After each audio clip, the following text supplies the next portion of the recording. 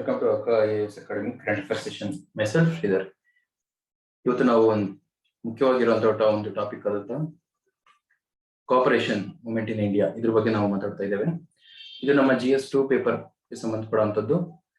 ಇವತ್ತಿನ ಹಿಂದೂ ಪೇಪರ್ನ ಎಡಿಟೋರಿಯಲ್ ಮುಖ್ಯವಾಗಿ the judgement that must be taken in the right spirit ಅನ್ನೋ ಟೈಟಲ್ ಕೆಳಗಡೆ ಡಿಸ್ಕಸ್ ಮಾಡಿರುವಂತ ಈ ಟಾಪಿಕ್ ಅಲ್ಲಿ ಮುಖ್ಯವಾಗಿ ಇವರು ಆತರ ಏನ್ ಹೇಳಿದ್ದಾರೆ ಅಂತಂದ್ರೆ,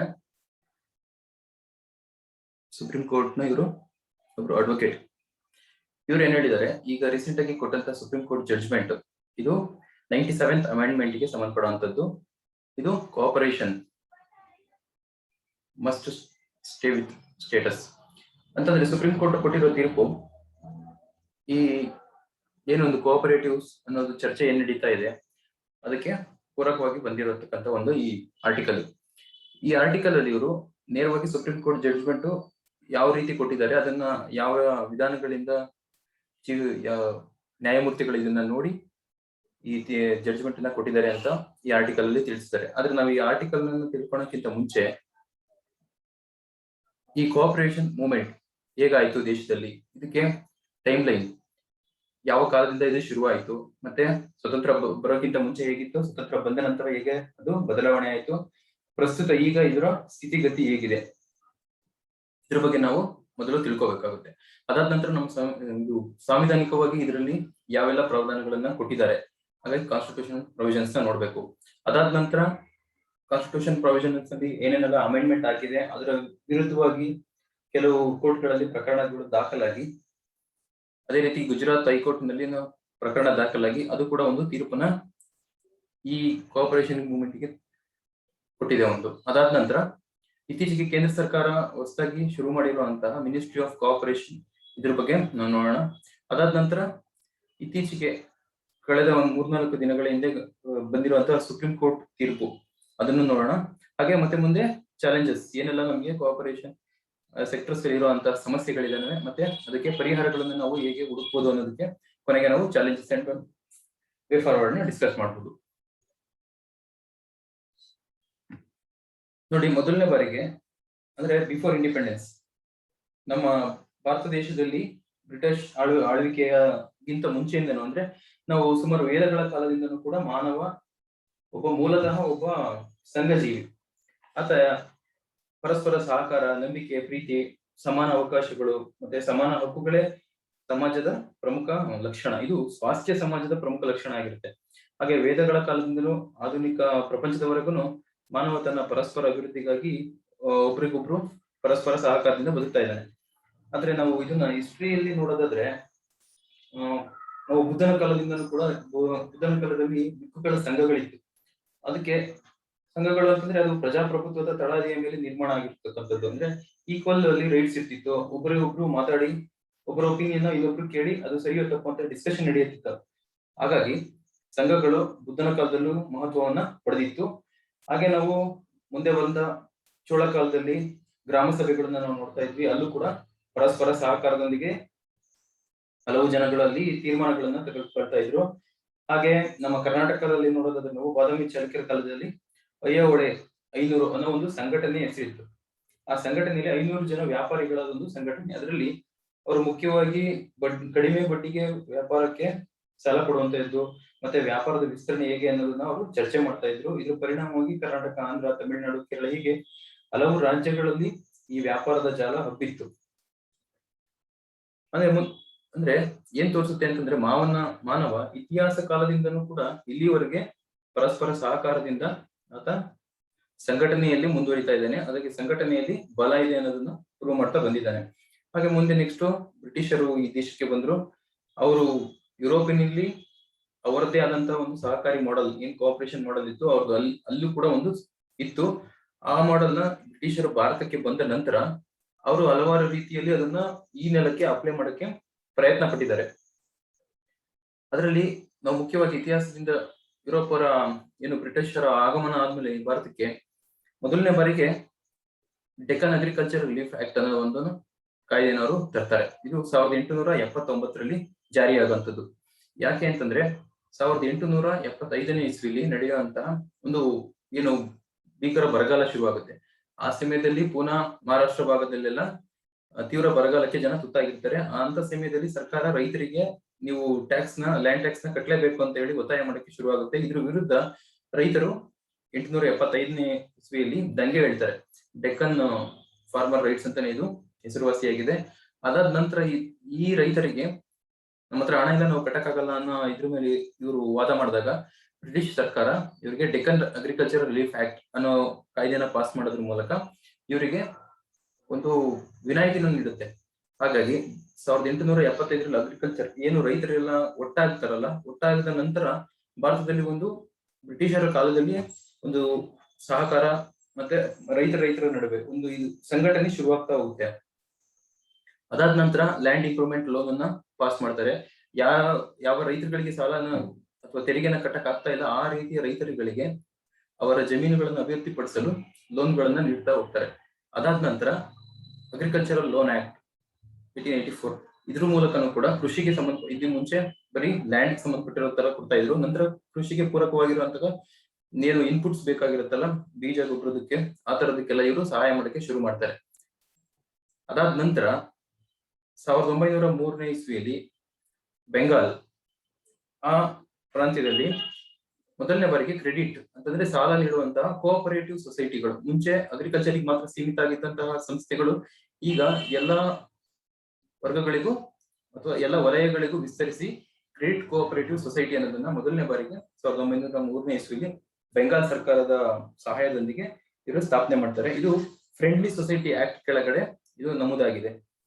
ಹಾಗೆ ಇದು ಮುಂದೆ ಅಂದ್ರೆ ಇಲ್ಲಿವರೆಗೂ ನಾವು ಮೊದಲನೇ ಬಾರಿಗೆ ಸರ್ಕಾರ ಸ್ವಸಹಾಯಕ ಸಂಘಗಳು ಅಥವಾ ಸಹಕಾರಿ ಸಂಘಗಳಿಗೆ ಒಂದು ರೂಪುರೇಷೆಗಳನ್ನ ಕೊಡೋದ್ರ ಮೂಲಕ ಈ ಸಂಘಟನೆಗಳ ಅಸ್ತಿತ್ವಕ್ಕೆ ಒಂದು ಭದ್ರ ಬುನಾದಿಯನ್ನು ಹಾಕಿದಂಥದ್ದು ಈ ಕಾಯ್ದೆ ಮೂಲಕ. ಮೊದಲನೇ ಬಾರಿಗೆ ಕ್ರೆಡಿಟ್ ಕೋಆಪರೇಟಿವ್ ಸೊಸೈಟಿ ಜಾರಿಯಾಗೋದ್ರ ಮೂಲಕ ಹಿಂದೆ ಇದ್ದಂತಹ ಎಲ್ಲ ಏನು ತೊಡಕುಗಳಿದ್ವು ಅದನ್ನ ನಿವಾರಿಸುವ ಪ್ರಯತ್ನವನ್ನ ಈ ಲಾ ನಲ್ಲಿ ಮಾಡಿದ್ದಾರೆ. ಅದಾದ ನಂತರ ಮಾಂಟೆಗ್ಯೂ ಕ್ಲೆನ್ಫೋರ್ಡ್ ರಿಫಾರ್ಮ್ಸ್ 1990ನಲ್ಲಿ ಬರುವಂತ ಈ ಸುಧಾರಣೆಗಳಲ್ಲಿ ಇಲ್ಲಿ ಕೋಆಪರೇಷನ್ ಏನು ಈ ಟಾಪಿಕ್ ಅನ್ನ ಅಥವಾ ಈ ಲೀಸ್ಟ್ ಏನಿದೆ ಅದನ್ನ ನಾವು ನೋಡಿರೋ ತರ ರಿಸರ್ವ್ಡ್ ಮತ್ತೆ ಟ್ರಾನ್ಸ್ಫರ್ ಅನ್ನೋ ಎರಡು ಲೀಸ್ಟ್ ಗಳನ್ನ 1990ನಲ್ಲಿ ಕ್ಲೆನ್ಫೋರ್ಡ್ ಅವರು ಮಾಡಿರ್ತಾರೆ. ಇದನ್ನ ನಾವು ಡಯಾರ್ಕಿ ರೂಲ್ ಅನ್ನೋದನ್ನು ಕರಿತೀವಿ. ಹಾಗಾಗಿ ಇದರಲ್ಲಿ ಕೋಆಪರೇಷನ್ ಲಾಸ್ ನ ಅವರು ಪ್ರಾವಿನ್ಷಿಯಲ್ಸ್ ಗೆ ವರ್ಗಾಯಿಸ್ತಾರೆ.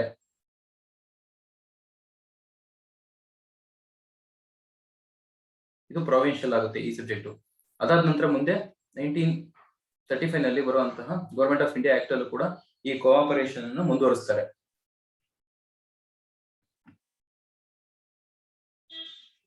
ಹಾಗೆ ಸ್ವತಂತ್ರ ಬಂದ ನಂತರ ಅಂದ್ರೆ ನಮ್ಮ ಇಡೀ ಒಂದು ಸ್ವತಂತ್ರ ಚಳುವಳಿನೇ ಭಾರತದ ಬ್ರಿಟಿಷರ ವಿರುದ್ಧ ನಾವು ಹೋರಾಡಿದಂತ ಒಂದು ಇಡೀ ಸ್ವತಂತ್ರ ಚಳುವಳಿನೇ ಒಂದು ಕೋಆಪರೇಷನ್ ಮೂವ್ಮೆಂಟ್. ಇದು ಪರಸ್ಪರ ಎಲ್ಲರೊಂದಿಗೆ ಸಹಕಾರ, ಭಾರತದ ಎಲ್ಲಾ ವರ್ಗದ ಜನರೊಂದಿಗೆ ಎಲ್ಲಾ ಪ್ರದೇಶವಾರು ಜನರೊಂದಿಗೆ ನಾವು ಸತತವಾಗಿ ಸಂಪರ್ಕ ಇಟ್ಕೊಂಡು ಅವರ ಸಹಕಾರವನ್ನು ತಗೊಂಡು ನಾವು ಬ್ರಿಟಿಷರ ವಿರುದ್ಧ ಹೋರಾಡಿರೋದು. ಹಾಗಾಗಿ ಭಾರತಕ್ಕೆ ಈ ಏನು ಕೋಆಪರೇಷನ್ ಅನ್ನೋದು ಹೊಸತನ ಏನಲ್ಲ, ಅದು ಬ್ರಿಟಿಷರನ್ನು ಎದುರಿಸೋದ್ರ ಮೂಲಕ ನಮಗೆ ಅದು ಇನ್ನಷ್ಟು ಅದು ಆಳವಾಗಿ ಬೇರೂರಿದಂತಹ ಒಂದು ಸಂಸ್ಕೃತಿ. ಹಾಗೆ ಭಾರತ ಸ್ವತಂತ್ರಗೊಂಡ ನಂತರ ಗಾಂಧೀಜಿ ಮತ್ತೆ ನೆಹರು, ಗಾಂಧೀಜಿಯ ಏನು ಇಡೀ ಭಾರತ ದೇಶದಲ್ಲಿ ಹಳ್ಳಿಗಳೇ ಈ ದೇಶದ ಬೆನ್ನೆಲುಬು ಅಂತ ಏನ್ ಹೇಳಿದ್ದಾರೆ, ಅದಕ್ಕೆ ಮುಖ್ಯ ಕಾರಣ ಹಳ್ಳಿಗಳಲ್ಲಿ ಪರಸ್ಪರ ಒಬ್ಬರಿಗೊಬ್ಬರು ನಂಬಿಕೆ ಇರುತ್ತೆ, ಸಹಕಾರ ಇರುತ್ತೆ. ಹಾಗಾಗಿ ಈ ತಳಹದಿಯ ಮೇಲೆ ನಾವು ದೇಶ ಕಟ್ಟಬೇಕು ಅನ್ನೋ ಒಂದು ಗಾಂಧೀಜಿಯವರ ಪರಿಕಲ್ಪನೆ. ಹಾಗೆ ಅಧಿಕಾರದ ವಿಕೇಂದ್ರೀಕರಣ, ನಾವೇನು ಪವರ್ ಡಿಸೆಂಟ್ರಲೈಸೇಷನ್ ಅಂತ ಏನ್ ಹೇಳ್ತೀವಿ, ಒಂದು ಕಡೆ ಇರದೇನೆ ಅದು ಅಧಿಕಾರ ಹಲವು ಕಡೆಗಳಲ್ಲಿ ಹಂಚಬೇಕು. ಆಗ ಅಲ್ಲಿರುವಂತ ಸುತ್ತಮುತ್ತ ಇರುವಂತ ಜನರಿಗೂ ಕೂಡ ಅವರಿಗೂ ಕೂಡ ಇದನ್ನ ಅನುಭವಿಸಿ ಅವರಿಗೆ ಬೇಕಾದನ್ನ ಅವರು ಅಭಿವೃದ್ಧಿಗೆ ಅಥವಾ ಶ್ರೇಯೋಭಿವೃದ್ಧಿಗೆ ಅವರು ಪಾಲ್ಗೊಳ್ಳಬಹುದು. ಹಾಗಾಗಿ ನಮಗೆ ಡಿಸೆಂಟ್ರಲೈಸೇಷನ್ ಅನ್ನೋದು ಕೂಡ ತುಂಬಾ ಅವಶ್ಯಕತೆ ಅನ್ನೋದು ಗಾಂಧೀಜಿಯವರ ಮಾತು. ಹಾಗೆ ಗಾಂಧೀಜಿಯವರು ಹರಿಜನ ಪತ್ರಿಕೆಯಲ್ಲಿ ಅವರು ಹೇಳಿರೋ ತರ men should live in cooperation and work for the common good ಅನ್ನೋದು ಗಾಂಧೀಜಿಯವರ ಕೋಆಪರೇಷನ್ಗೆ ಸಹಕಾರಕ್ಕೆ ಈ ಚಳುವಳಿಗೆ ಅವರು ಕೊಡುವಂತಹ ಮಾತು ಈ ಮಾತು ತೋರಿಸುತ್ತೆ. ಹಾಗೆ ನೆಹರೂರವರು ಕೂಡ ಸ್ವತಂತ್ರ ಚಳುವಳಿಯಲ್ಲಿ ಅವರು ಆಕ್ಟಿವ್ ಆಗಿ ಪಾರ್ಟಿಸಿಪೇಟ್ ಮಾಡಿದಂತವ್ರು. ಅವರು ಕೂಡ ಕೋಆಪರೇಷನ್ ಅನ್ನೋದು ನಮ್ಮ ದೇಶಕ್ಕೆ ಅತಿ ಅವಶ್ಯಕ ಅಂತ ಹೇಳಿ ನಾರ್ತ್ ಈಸ್ಟ್ ಏಷ್ಯನ್ಸ್ ಕಾನ್ಫರೆನ್ಸ್ ಅಲ್ಲಿ ಇವರು ಕೂಡ ಮಾತಾಡಿದ್ದಾರೆ. ಹಾಗಾಗಿ ಇವರು ಸಹ ಈ ಏನು ಕೋಆಪರೇಷನ್ಗೆ ಇವರು ಸದಾ ಬೆಂಬಲ ಕೊಡ್ತಾ ಇದ್ರು. ಅದಾದ ನಂತರ ಏನ್ ಈ ಕೋಆಪರೇಷನ್ ಅನ್ನೋಕ್ಕೆ ಒಂದು ಇಂಟರ್ನ್ಯಾಷನಲ್ ಲೆವೆಲ್ ಅಲ್ಲಿ ಅಫಿಷಿಯಲ್ ಆಗಿ ಒಂದು ಡೆಫಿನಿಷನ್ ಅಥವಾ ಸ್ಟೇಟ್ಮೆಂಟ್ ರೂಪದಲ್ಲಿ ಇಂಡಿಯನ್ ಇಂಟರ್ನ್ಯಾಷನಲ್ ಲೇಬರ್ ಆರ್ಗನೈಸೇಷನ್, ಇದು ಕೂಡ 1990 ನಲ್ಲಿ ಹುಟ್ಟಿರುವಂತ ಆರ್ಗನೈಸೇಷನ್. ಈ ಆರ್ಗನೈಸೇಷನ್ ಅಲ್ಲಿ ಡೆಫಿನಿಷನ್ ಪ್ರಕಾರ ಹೇಳುತ್ತೆ, the corporation is an autonomous association of the persons united voluntarily to meet their common economic, social and cultural needs and aspirations through the jointly owned and democratically controlled. ನೋಡಿ, ಒಂದು ಸಂಘಟನೆ ಅಥವಾ ಯಾವುದೇ ಒಂದು cooperation ಅನ್ನೋದಾದ್ರೆ ಆ ಕೋಆಪರೇಟಿವ್ ಮೂವ್ಮೆಂಟ್ ಹೇಗಿರ್ಬೇಕು ಅನ್ನೋದಾದ್ರೆ ಅಟಾನಮಸ್ ಅಸೋಸಿಯೇಟ್ ಆಗಿರ್ಬೇಕಂತದ್ದು ಅಂತಂದ್ರೆ ಅದು ಸ್ವಾಯತ್ತತೆಯಿಂದ ಕೂಡಿರ್ಬೇಕು, ಅದ್ರ ಮೇಲೆ ನಿಯಂತ್ರಣಗಳು ಇರಬಾರದು, ಅದು ಇರಬೇಕಂತ ಒಂದು ಸಂಸ್ಥೆ ಆಗಿರ್ಬೇಕು. ಮುಂದೆ ಅದು ಅದರಲ್ಲಿ ಇರುವಂತಹ ಪಾರ್ಟಿಸಿಪೆಂಟ್ ಯಾರೆಲ್ಲ ಇದ್ದಾರೆ ಅವರು ವಾಲಂಟಿಯರ್ಲಿ ತಮ್ಮ ಇಚ್ಛೆಗೆ ತಾನಾಗಿಯೇ ಅಲ್ಲಿ ಭಾಗವಹಿಸಬೇಕು. To meet their common economic, social ಮತ್ತೆ ಕಲ್ಚರಲ್ ನೀಡ್ಸ್. ಅಲ್ಲಿ ಅವರು ಸಾಮಾನ್ಯವಾಗಿ ತಮ್ಮಲ್ಲೇ ಇರುವಂತಹ ಒಂದು ಎಕನಾಮಿಕ್, ಆರ್ಥಿಕವಾಗಿರ್ಬೋದು, ಮತ್ತೆ ಸೋಷಿಯಲ್ ಸಾಮಾಜಿಕವಾಗಿ, ಕಲ್ಚರಲ್ ನೀಡ್ಸ್ ಸಾಂಸ್ಕೃತಿಕವಾಗಿ ಕೂಡ ತಮ್ಮ ಏನು ಆಸ್ಪಿರೇಷನ್ ಆಶೋತ್ತರಗಳನ್ನು ಅವರು ಈಡೇರಿಸೋದಕ್ಕೆ ಜಾಯಿಂಟ್ಲಿ ಓನರ್, ಇಲ್ಲಿ ಯಾರು ಸಿಂಗಲ್ ಓನರ್ ಅಲ್ಲ, ಇಲ್ಲಿ ಜಂಟಿಯಾಗಿ ಎಲ್ಲರ ಒಂದು ಒಳಗೊಳ್ಳುವಿಕೆಯಿಂದ ಇನ್ಕ್ಲೂಸಿವ್, ಅದ್ರ ಮೂಲಕ ನಾವು ಡೆಮೋಕ್ರೆಟಿಕಲಿ ಕಂಟ್ರೋಲ್ಡ್. ಡೆಮೋಕ್ರೆಟಿಕಲಿ ಅಂತಂದ್ರೆ ಎಲ್ಲರಿಗೂ ಹಕ್ಕಿದೆ, ಅಲ್ಲಿ ಎಲ್ಲರ ಅಭಿಪ್ರಾಯಗಳಿಗೂ ಅಲ್ಲಿ ಮನ್ನಣೆ ಇದೆ ಅನ್ನೋ ಈ ತತ್ವಗಳ ಆಧಾರದ ಮೇಲೆ ಮಾಡುವಂತ ಎಂಟರ್ಪ್ರೈಸಸ್ ಏನು ಉದ್ಯಮಗಳಿದೆಯಾ ಇದನ್ನ ನಾವು ಕೋಆಪರೇಟಿವ್ ಅಂತ ಕರಿಬಹುದು. ಮುಖ್ಯವಾಗಿ ಇಲ್ಲಿ ಅಟಾನಮಸ್ ಆಗಿರ್ಬೇಕು, ಮತ್ತೆ ವಾಲಂಟಿಯರ್ಲಿ ಇರ್ತೀವಿ, ಮತ್ತೆ ಕಾಮನ್ ಗೋಲ್ಸ್ ಆಗಿರ್ಬೇಕು ಎಲ್ಲರದು, ಕಲ್ಚರಲ್ ನೀಡ್ಸ್, ಎಕನಾಮಿಕ್, ಮತ್ತೆ ಅದು ಡೆಮೋಕ್ರೆಟಿಕಲಿ ಕಂಟ್ರೋಲ್ಡ್.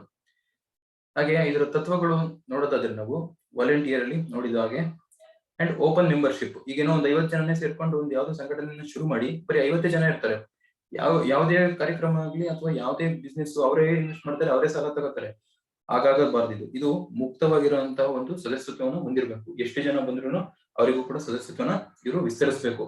ಹಾಗಾಗಿ ಇದು ಓಪನ್ ಮೆಂಬರ್ಶಿಪ್ ಇರಬೇಕು, this should not be end. ಮತ್ತೆ ಡೆಮೋಕ್ರೆಟಿಕ್ ಮೆಂಬರ್ ಕಂಟ್ರೋಲ್. ಡೆಮೋಕ್ರೆಟಿಕ್ ಅಂದ್ರೆ ಅದು ಯಾರ್ದೋ ವಂಶ ಪರಂಪರೆಯಾಗಿ ಬಂದಂತಹ ಒಂದು ಆಡಳಿತ ಇರಬಾರ್ದಲ್ಲಿ, ಈ ವರ್ಷ ಇವನು ಮ್ಯಾನೇಜರ್ ಅಥವಾ ಎಂ ಡಿ ಆಗಿದ್ರೆ ಮುಂದಿನ ವರ್ಷ ಮತ್ತೆ ಎಲೆಕ್ಷನ್ ನಡೀಬೇಕಲ್ಲಿ ಚುನಾವಣೆಗಳು ನಡೆಯೋದು ಡೆಮೋಕ್ರೆಟಿಕ್ ಸಿಸ್ಟಮ್ ಅಲ್ಲಿ ಅತಿ ಮುಖ್ಯವಾಗಿದೆ. ಎಲ್ಲರಿಗೂ ವೋಟ್ ಹಾಕುವಂತ ಹಕ್ಕಿರುತ್ತೆ, ಎಲ್ಲರಿಗೂ ಸಮಾನವಾದ ಹಕ್ಕುಗಳು, ಒಂದು ವ್ಯಕ್ತಿಗೆ ಒಂದು ವೋಟು, ಆ ಸಿಸ್ಟಮ್ ಅಲ್ಲಿ ಇದು ವರ್ಕ್ ಆಗ್ಬೇಕು. ಮತ್ತೆ ಮೆಂಬರ್ಸ್ ಎಕನಾಮಿಕ್ ಪಾರ್ಟಿಸಿಪೇಷನ್. ಕೇವಲ ಬರೀ ನಾನು ಸಂಘಟನೆಯ ಸದಸ್ಯನಾಗಿದ್ದೀನಿ ಅಂತಂದ್ರೆ ಮಾತ್ರಕ್ಕೆ ನನಗೆ ಪೂರ್ತಿ ಹಕ್ಕಿದೆ ಅಂತಲ್ಲ, ನಾವು ಎಕನಾಮಿಕಲಿ ಪಾರ್ಟಿಸಿಪೇಟ್ ಮಾಡಬೇಕು. ನಾವಲ್ಲಿ ಫಂಡ್ ನಾವು ಡೆಪಾಸಿಟ್ ಮಾಡಬೇಕು, ಹಾಗೆ ಶೇರ್ ನಾವು ಅಲ್ಲಿ ಹೂಡಬೇಕು, ಮತ್ತೆ ಅಲ್ಲಿಂದ ನಾವು ಬಡ್ಡಿನ ಪಡಿಬೇಕು, ಮತ್ತೆ ನಾವು ಅಲ್ಲಿಂದ ಸಾಲನೂ ಪಡಿಬೇಕು. ಹಾಗಾಗಿ ಎಕನಾಮಿಕಲಿ ಪಾರ್ಟಿಸಿಪೇಷನ್ ಇರಬೇಕು. ಅಥವಾ ಒಂದ್ ಸಂಘಟನೆ ನಮ್ಮ ಹತ್ರ ಇರುವಂತಹ ಬಂಡವಾಳ ಸಂಘಟನೆಯಲ್ಲಿ ಇದನ್ನ ಯಾರಿಗೂ ಸಾಲ ಕೊಡ್ತೀವಿ, ಆ ಸಾಲ ಕೊಡೋದ್ರಲ್ಲಿ 100 ಜನ ಇರುವಂತಹ ಸದಸ್ಯರ ಗುಂಪಿನಲ್ಲಿ, ಏನು ಒಟ್ಟು ಸದಸ್ಯರ ಗುಂಪು ಇದು 100 ಜನ, ಇದರಲ್ಲಿ ಇವರೆಲ್ಲ ಸೇರಿ 100 ರೂಪಾಯಿಯನ್ನ ಹಾಕಿ ಒಂದು ಸಂಸ್ಥೆನ ಕಟ್ಟಿರ್ತಾರೆ. ಇಲ್ಲಿ ಮ್ಯಾನೇಜಿಂಗ್ ಏನು ಕಮಿಟಿ ಇರುತ್ತೆ, ಇದರಲ್ಲಿ ಒಂದು 10 ಜನ ಸದಸ್ಯರು ಇರ್ತಾರೆ. ಈ 10 ಜನ ಸದಸ್ಯರು ಈ 100 ರೂಪಾಯಿನ ನಾವು ಈ 10 ಜನನೇ ಡಿಸೈಡ್ ಮಾಡಬಾರ್ದು, ನಾವ್ ಏನ್ ಮಾಡ್ಬೇಕು ಇದನ್ನ, ಮತ್ತೆ ಯಾವಾರಿಗೆ ನಾನು ಸಾಲ ಕೊಡ್ತೀನಿ ಅಥವಾ ಎಷ್ಟು ಬಡ್ಡಿಗೆ ಕೊಡ್ತೀನಿ ಅಂತೇಳಿ ಈ 10 ಜನನ ಡಿಸೈಡ್ ಮಾಡಕ್ಕೆ ಸಾಧ್ಯ ಇಲ್ಲ ಇಲ್ಲಿ. ಹಾಗಾಗಿ ಎಲ್ಲರದು ಇಲ್ಲಿ ಭಾಗವಹಿಸಿಕೆ ಅತಿ ಮುಖ್ಯವಾಗುತ್ತೆ. ಹಾಗಾಗಿ ಎಕನಾಮಿಕ್ ಪಾರ್ಟಿಸಿಪೇಷನ್ ಕೂಡ ಇರ್ಬೇಕಾಗುತ್ತೆ. ಮತ್ತೆ ಎಜುಕೇಶನ್, ಇನ್ಫಾರ್ಮೇಶನ್ ಮತ್ತೆ ಟ್ರೈನಿಂಗ್. ಈ ಸಂಸ್ಥೆ ಬರೀ ಇಷ್ಟೇ ವ್ಯವಹಾರಗಳಿಗೆ ಸೀಮಿತ ಆಗದೇನೆ ತನ್ನ ಸದಸ್ಯರಿಗೆ ಇದ್ರ ಮಾಡ್ತಿರುವಂತ ಕಾರ್ಯಕ್ರಮಗಳು, ಮತ್ತೆ ಈ ಸಂಸ್ಥೆ ನಡೀತಾ ಇರೋದು, ಈ ರೀತಿ ರಿವಾಜು ಏನೆಲ್ಲ ಇದೆ, ಇದರ ಮುಂದಾಲೋಚನೆ, ಮುನ್ನೋಟ, ಏನೆಲ್ಲ ಕಾರ್ಯಕ್ರಮಗಳಿದೆ ಅದನ್ನ ತಿಳಿಸ್ತಾ ಇರ್ಬೇಕು, ಎಜುಕೇಟ್ ಮಾಡ್ತಾ ಇರ್ಬೇಕು. ಮತ್ತೆ ಇನ್ಫಾರ್ಮೇಶನ್, ಅವರಿಗೆ ಸುದ್ದಿಗಳನ್ನ ಹಂಚ್ತಾ ಇರ್ಬೇಕು. ಮತ್ತೆ ಇದರಿಂದ ನಂಬಿಕೆ ಹೆಚ್ಚಾಗುತ್ತೆ, ಕಾನ್ಫಿಡೆನ್ಸ್ ಇಲ್ಲಿ ಇಂಪಾರ್ಟೆಂಟ್ ಆಗುತ್ತೆ. ಮತ್ತೆ ಅಕೌಂಟಬಿಲಿಟಿನೂ ಇರುತ್ತೆ. ನೀವು ಇನ್ಫಾರ್ಮೇಶನ್ ಶೇರ್ ಮಾಡೋದ್ರಿಂದ ನೀವು ಉತ್ತರದಾಯಿತ್ವ, ಏನ್ ಕ್ರೆಡಿಬಿಲಿಟಿ ಅಂತ ಕರಿತೀವಿ, ಅವರು ನಮ್ಮನ್ನ ನಂಬ್ತಾರೆ. ಹಾಗಾಗಿ ನಾವು ಮಾಡುವಂತ ಕೆಲಸಗಳನ್ನ ಅವರು ನಂಬಿ ಮತ್ತಷ್ಟು ನಮಗೆ ಸಹಕಾರ ಸಿಗುತ್ತೆ. ಹಾಗೆ ಟ್ರೈನಿಂಗು ಇದೊಂದು ನಿರಂತರವಾಗಿರುವಂತಹ ಪ್ರತಿಕ್ರಿಯೆ. ಇದೊಂದು ನಾವು ಯಾವಾಗ್ಲೂ ಯಾವುದೇ ಸಂಘಟನೆಯನ್ನು ಕಟ್ಟಿದಾಗ ಅದರಲ್ಲಿ ನಾವು ಮುಖ್ಯವಾಗಿ ತರಬೇತಿನೂ ಕೂಡ ಒಂದು ಅವಿಭಾಜ್ಯ ಅಂಗ ಆಗ್ಲೇಬೇಕಲ್ಲಿ. ಆ ಸಂಸ್ಥೆಯ ಇನ್ನೂ ಚೆನ್ನಾಗಿ ಎಫಿಷಿಯನ್ಸಿ ಸಿಗುತ್ತೆ. ಆದ್ರಿಂದ ನಮಗೆ ಟ್ರೈನಿಂಗ್ ಕೂಡ ಇಂಪಾರ್ಟೆಂಟ್ ಆಗಿರುತ್ತೆ. ಮತ್ತೆ ಅಟಾನಮಿ ಅಂಡ್ ಇಂಡಿಪೆಂಡೆನ್ಸ್. ಅಟಾನಮಿ ಅಂತಂದ್ರೆ ನಮಗೆ ಸ್ವಾಯತ್ತತೆ ಇರಬೇಕು. ನಾವು ಮಾಡುವಂತ ಕೆಲಸ ನಮ್ಮನ್ನ ಯಾರೋ ಇನ್ನೊಬ್ಬ ನಿಯಂತ್ರಣ ಮಾಡ್ತಿರೋ ತರ ಆಗ್ಬಾರ್ದು. ನಮ್ಗೆ ಸೂಪರ್ವೈಸ್ ಮಾಡ್ಬೋದು, ಆದ್ರೆ ಪ್ರತಿಯೊಂದನ್ನು ಇಲ್ಲಿ ನೀನ್ ಮಾಡೋದಕ್ಕೆ ಆತರ ಇಲ್ಲ, ಇದು ಸರಿ ಇಲ್ಲ, ಈ ರೂಲ್ಸ್ ಪ್ರಕಾರ ನೀವ್ ಹಿಂಗ್ ಮಾಡ್ಬೇಕು ಅಂತ ಪೂರ್ತಿಯಾಗಿ ಟೈಟ್ ಆಗಿ ಹಿಡಿದಿಡುವಂತ ಕಂಡೀಷನ್ ಇರಬಾರ್ದು. ಹಾಗಾಗಿ ಸ್ವಾಯತ್ತತೆನೂ ಬೇಕು, ಮತ್ತೆ ಸ್ವಾತಂತ್ರ್ಯನೂ ಬೇಕು, ಇಂಡಿಪೆಂಡೆನ್ಸ್ ಕೂಡ ನಮಗೆ ಬೇಕಾಗುತ್ತೆ. ಈ ಎಲ್ಲಾ ಪ್ರಿನ್ಸಿಪಲ್ಸ್ ನ ಮೇಲೆ ಈ ಏನು ನಾವು ಕೋಆಪರೇಷನ್ ಅಂತ ಕರಿತೀವೋ ಅಥವಾ ಕೋಆಪರೇಟಿವ್ ಸೊಸೈಟಿಗಳು ವರ್ಕ್ ಮಾಡಬೇಕು ಅಂತೇಳಿ ಇಂಟರ್ನ್ಯಾಷನಲ್ ಲೇಬರ್ ಆರ್ಗನೈಸೇಷನ್ ಕೂಡ ಒಂದು ಇಂಟರ್ನ್ಯಾಷನಲ್ ಲೆವೆಲ್ ಆಗಿ ಒಂದು ಡೆಫಿನಿಷನ್ ಕೊಟ್ಟಿದೆ.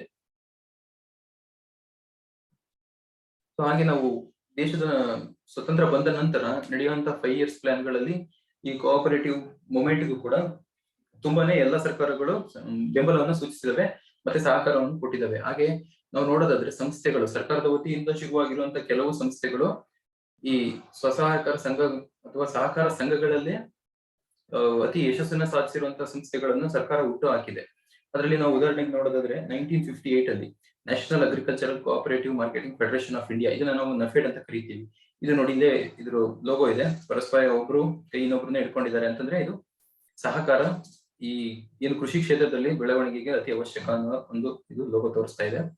ಎ ಫಾರ್ಮರ್ಸ್ ಕೋಆಪರೇಟಿವ್ ಅಂತ ಇದೆ. ಇದು ಅಂದ್ರೆ ಇದು ಸಂಪೂರ್ಣವಾಗಿ ರೈತರಿಗೋಸ್ಕರನೇ ಇರೋದು. ಅದು ಸಹಕಾರಿ ಏನು ಸಂಘಟನೆಗಳ ಏನು ತತ್ವ ಆದರ್ಶಗಳಿವೆ ಆ ತತ್ವಗಳ ಮೇಲೆ ನಡೆಯುವಂತ ಒಂದು ಸಂಸ್ಥೆ ಆಗಿದೆ. ಇದು ಮೊದಲ ಸರ್ಕಾರದ ವತಿಯಿಂದ ಶುರುವಾಗಿರುವಂತಹ ಮೊದಲ ಕೋಆಪರೇಟಿವ್ ಇದು ಮಾರ್ಕೆಟಿಂಗ್ ಫೆಡರೇಷನ್ ಆಫ್ ಇಂಡಿಯಾ. ಕೃಷಿಗೆ ಸಂಬಂಧಪಟ್ಟಿರುವಂತಹ ಎಲ್ಲಾ ಪರಿಕರಗಳು, ಅದರ ಏನು ಎಕ್ಸ್ಪೋರ್ಟ್ ಇರ್ಬೋದು ಅಥವಾ ಇಂಪೋರ್ಟ್ ಇರ್ಬೋದು, ಮೆಷಿನರೀಸ್ ಇರ್ಬೋದು, ಅಗ್ರಿಕಲ್ಚರ್ ಪ್ರಾಡಕ್ಟ್ಸ್ ಅಲ್ಲಿ ಫುಡ್ ಪ್ರಾಡಕ್ಟ್ಸ್ ಆಗಿರ್ಬೋದು, ಆ ತರದ ಎಲ್ಲಾ ಉಸ್ತುವಾರಿ ಕೆಲಸಗಳನ್ನ ಇದು ನೋಡ್ಕೊಳ್ಳುತ್ತೆ. ದೇಶದಲ್ಲಿ ಕೃಷಿ ವಲಯದಲ್ಲಿ ಸಹಕಾರವನ್ನು ಉತ್ತೇಜನಗೊಳಿಸಲಿಕ್ಕೆ ಅಂತ ಹೇಳಿ ಕೇಂದ್ರ ಸರ್ಕಾರ ಸ್ಥಾಪನೆ ಮಾಡಿದಂತಹ ಸಂಸ್ಥೆ ಇದು. ಹಾಗೆ ನ್ಯಾಷನಲ್ ಡೆವಲಪ್ಮೆಂಟ್ ಕೌನ್ಸಿಲ್, ರಾಷ್ಟ್ರೀಯ ಅಭಿವೃದ್ಧಿ ಮಂಡಳಿಯನ್ನ ಒಂದು ಸ್ಥಾಪನೆ ಮಾಡ್ತಾರೆ. ಇದು ವರದಿಯನ್ನ ಕೊಡುತ್ತೆ. ಇದರ ರಿಪೋರ್ಟ್ ಅಲ್ಲಿ ಮುಖ್ಯವಾಗಿ ನೀವೊಂದು ನ್ಯಾಷನಲ್ ಕೋಆಪರೇಷನ್ ಡೆವಲಪ್ಮೆಂಟ್ ಕಾರ್ಪೊರೇಷನ್ ಅನ್ನೋದನ್ನ ನೀವು ಸ್ಥಾಪನೆ ಮಾಡಬೇಕು. ಮತ್ತೆ ಅದಕ್ಕೆ ಹೆಚ್ಚಿನಾಗಿ ಉತ್ತೇಜನವನ್ನು ಸರ್ಕಾರ ನೀಡಬೇಕು. ಇನ್ನು ಕೃಷಿ ಕ್ಷೇತ್ರದಲ್ಲಿ ಇನ್ನು ಹೆಚ್ಚು ನೀವು ಸಹಕಾರಿಯನ್ನ ಅಭಿವೃದ್ಧಿ ಮಾಡಬೇಕು ಅಂತ ಹೇಳಿ ಸರ್ಕಾರಕ್ಕೆ ಒಂದು ರಿಪೋರ್ಟ್ ನ ಸಬ್ಮಿಟ್ ಮಾಡುತ್ತೆ. ಅದರ ರಿಪೋರ್ಟ್ ನ ಆಧಾರದ ಮೇಲೆ ಮತ್ತೆ ಕೇಂದ್ರ ಸರ್ಕಾರ 1962ರಲ್ಲಿ ನ್ಯಾಷನಲ್ ಕೋಆಪರೇಷನ್ ಡೆವಲಪ್ಮೆಂಟ್ ಕಾರ್ಪೊರೇಷನ್ ಅನ್ನೋದನ್ನ ಅಭಿವೃದ್ಧಿ ಮಾಡುತ್ತೆ. ಇಲ್ಲಿ ಇದು ಮಾರ್ಕೆಟಿಂಗ್ ಫೆಡರೇಷನ್ ಆದ್ರೆ ಇದು ಡೆವಲಪ್ಮೆಂಟ್ ಕಾರ್ಪೊರೇಷನ್. ಈ ಅಂತಂದ್ರೆ ಎಲ್ಲಾ ದೇಶದಲ್ಲಿರುವಂತ ಎಲ್ಲಾ ಏನು ಕಾರ್ಪೊರೇಷನ್ ವಲಯಗಳಿದಾವೆ, ಆ ಎಲ್ಲಾ ಕೋಆಪರೇಟಿವ್ ಸೊಸೈಟಿಗಳು ಏನೆಲ್ಲ ಬರುತ್ತೆ ಅದನ್ನ ಅಭಿವೃದ್ಧಿ ಮಾಡಬೇಕು. ಅದಕ್ಕೆ ಪೂರಕವಾಗಿರೋದು ಟ್ರೈನಿಂಗ್ ಕೊಡ್ಬೇಕು, ಮತ್ತೆ ಅದರ ಮೇಲುಸ್ತುವಾರಿಗಳನ್ನು ವಹಿಸಬೇಕು. ಆ ತರದ ಜವಾಬ್ದಾರಿಗಳನ್ನ ಈ NCDS ಗೆ ವಹಿಸಲಾಗುತ್ತೆ. ಹಾಗೆ ಮುಂದೆ ನಾವು ನೋಡೋದಾದ್ರೆ NDDB ಡೈರಿ ಸರ್ವಿಸಸ್ ಅಂದ್ರೆ ನ್ಯಾಷನಲ್ ಡೈರಿ ಬೋರ್ಡ್. ಇದರಲ್ಲೂ ಕೂಡ ಇದು 1965 ನಲ್ಲಿ ನ್ಯಾಷನಲ್ ಡೈರಿ ಡೆವಲಪ್ಮೆಂಟ್ ಬೋರ್ಡ್. ಇದು animal husbandry ministry of animal husbandry ಕೆಳಗಡೆ, ಪಶುಸಂಗೋಪನಾ ಇಲಾಖೆಯ ಕೆಳಗಡೆ ಶುರುವಾದಂತ ಒಂದು ಸಂಸ್ಥೆ. ನೀವು ಇದ್ರಲ್ಲಿ ನೋಡ್ಬೋದು, ಇದು ಸಿಂಧು ನಾಗರಿಕತೆಯಲ್ಲಿ ಸಿಕ್ಕಿರುವಂತಹ ಒಂದು ಚೀಲಲ್ಲಿರುವಂತಹ ಒಂದು ಗೂಳಿಯಾಗಿದೆ. ಮತ್ತೆ ಈ ಸಂಸ್ಥೆಗೆ ಮೂಲವಾಗಿ ಹುಟ್ಟುಹಾಕೋದಕ್ಕೆ ಕಾರಣ ಗುಜರಾತ್ ಇರುವಂತಹ ಅಮೂಲ್ ಸಂಘಟನೆ 1946ರಲ್ಲಿ ಶುರುವಾಗಿರುವಂತದ್ದು. ಅಮೂಲ್ ಅಂತಂದ್ರೆ ಆನಂದ್ ಮಿಲ್ಕ್ ಯೂನಿಯನ್ ಲಿಮಿಟೆಡ್ ಅಂತ. ಈ ಸಂಸ್ಥೆಯ ಓಪನ್ ಆಗಿ ಇದು ಕೂಡ ಒಂದು ದೇಶದ ಅತ್ಯಂತ ಯಶಸ್ವಿ ಕೋಆಪರೇಷನ್ ಸಂಸ್ಥೆ ಇದು. ಈ ಸಂಸ್ಥೆ ಹಾಲು ಮಾರಾಟಗಾರರು ಅಥವಾ ಏನು ಹಾಲು ಉತ್ಪಾದಕರ ಸಂಘಟನೆ ಒಂದು ದೊಡ್ಡ ಮಹಾ ಒಕ್ಕೂಟ ಇದು. ಇದು ಸುಮಾರು ಇವತ್ತು ದೇಶದ ಮುಕ್ಕಾಲು ಭಾಗ ಇದು ತನ್ನ ವ್ಯಾಪಾರವನ್ನು ವಿಸ್ತರಿಸಿದೆ. ಹಾಗಾಗಿ ಇದರ ನಾವೇನು ದೇಶದಲ್ಲಿ ನಡೆದಂತಹ ಶ್ವೇತ ಕ್ರಾಂತಿ ಅಥವಾ ವೈಟ್ ರೆವಲ್ಯೂಷನ್ ಅಂತ ಕರಿತೀವಿ, ಇದರ ಫಾದರ್ ವರ್ಗೀಸ್ ಕುರಿಯನ್ ಇವರು ಇದರ ಇನ್ಚಾರ್ಜ್ ತಗೊಂಡ್ಮೇಲೆ ದೇಶದಲ್ಲಿ ವೈಟ್ ರೆವಲ್ಯೂಷನ್ ಆಯ್ತು.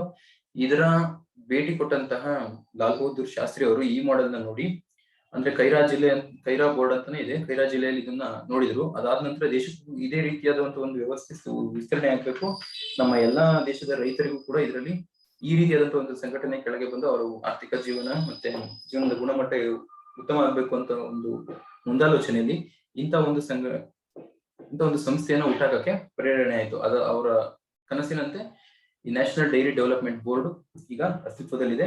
ಇದು ಎಲ್ಲಾ ರೀತಿಯ ಅನಿಮಲ್ ಹಸ್ಬೆಂಡ್ರಿ ಏನು ಪಶುಸಂಗೋಪನೆಗೆ ಸಂಬಂಧಪಟ್ಟಂತಹ ಎಲ್ಲಾ ಕೆಲಸ ಕಾರ್ಯಗಳನ್ನ ಇದು ನೋಡುತ್ತೆ.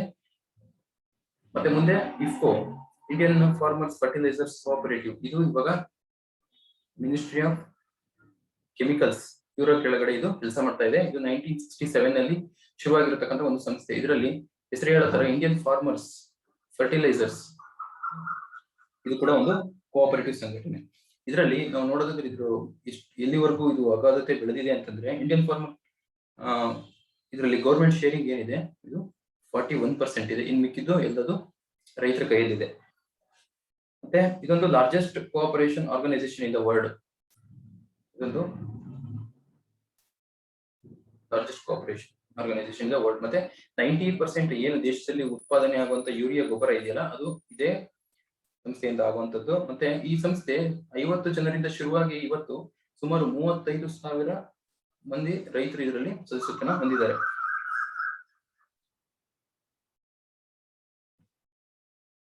ಹಾಗೆ ನಾವು tribals cooperative marketing development federation of India, TRIFED ಅಂತ ಕರಿತೀವಿ.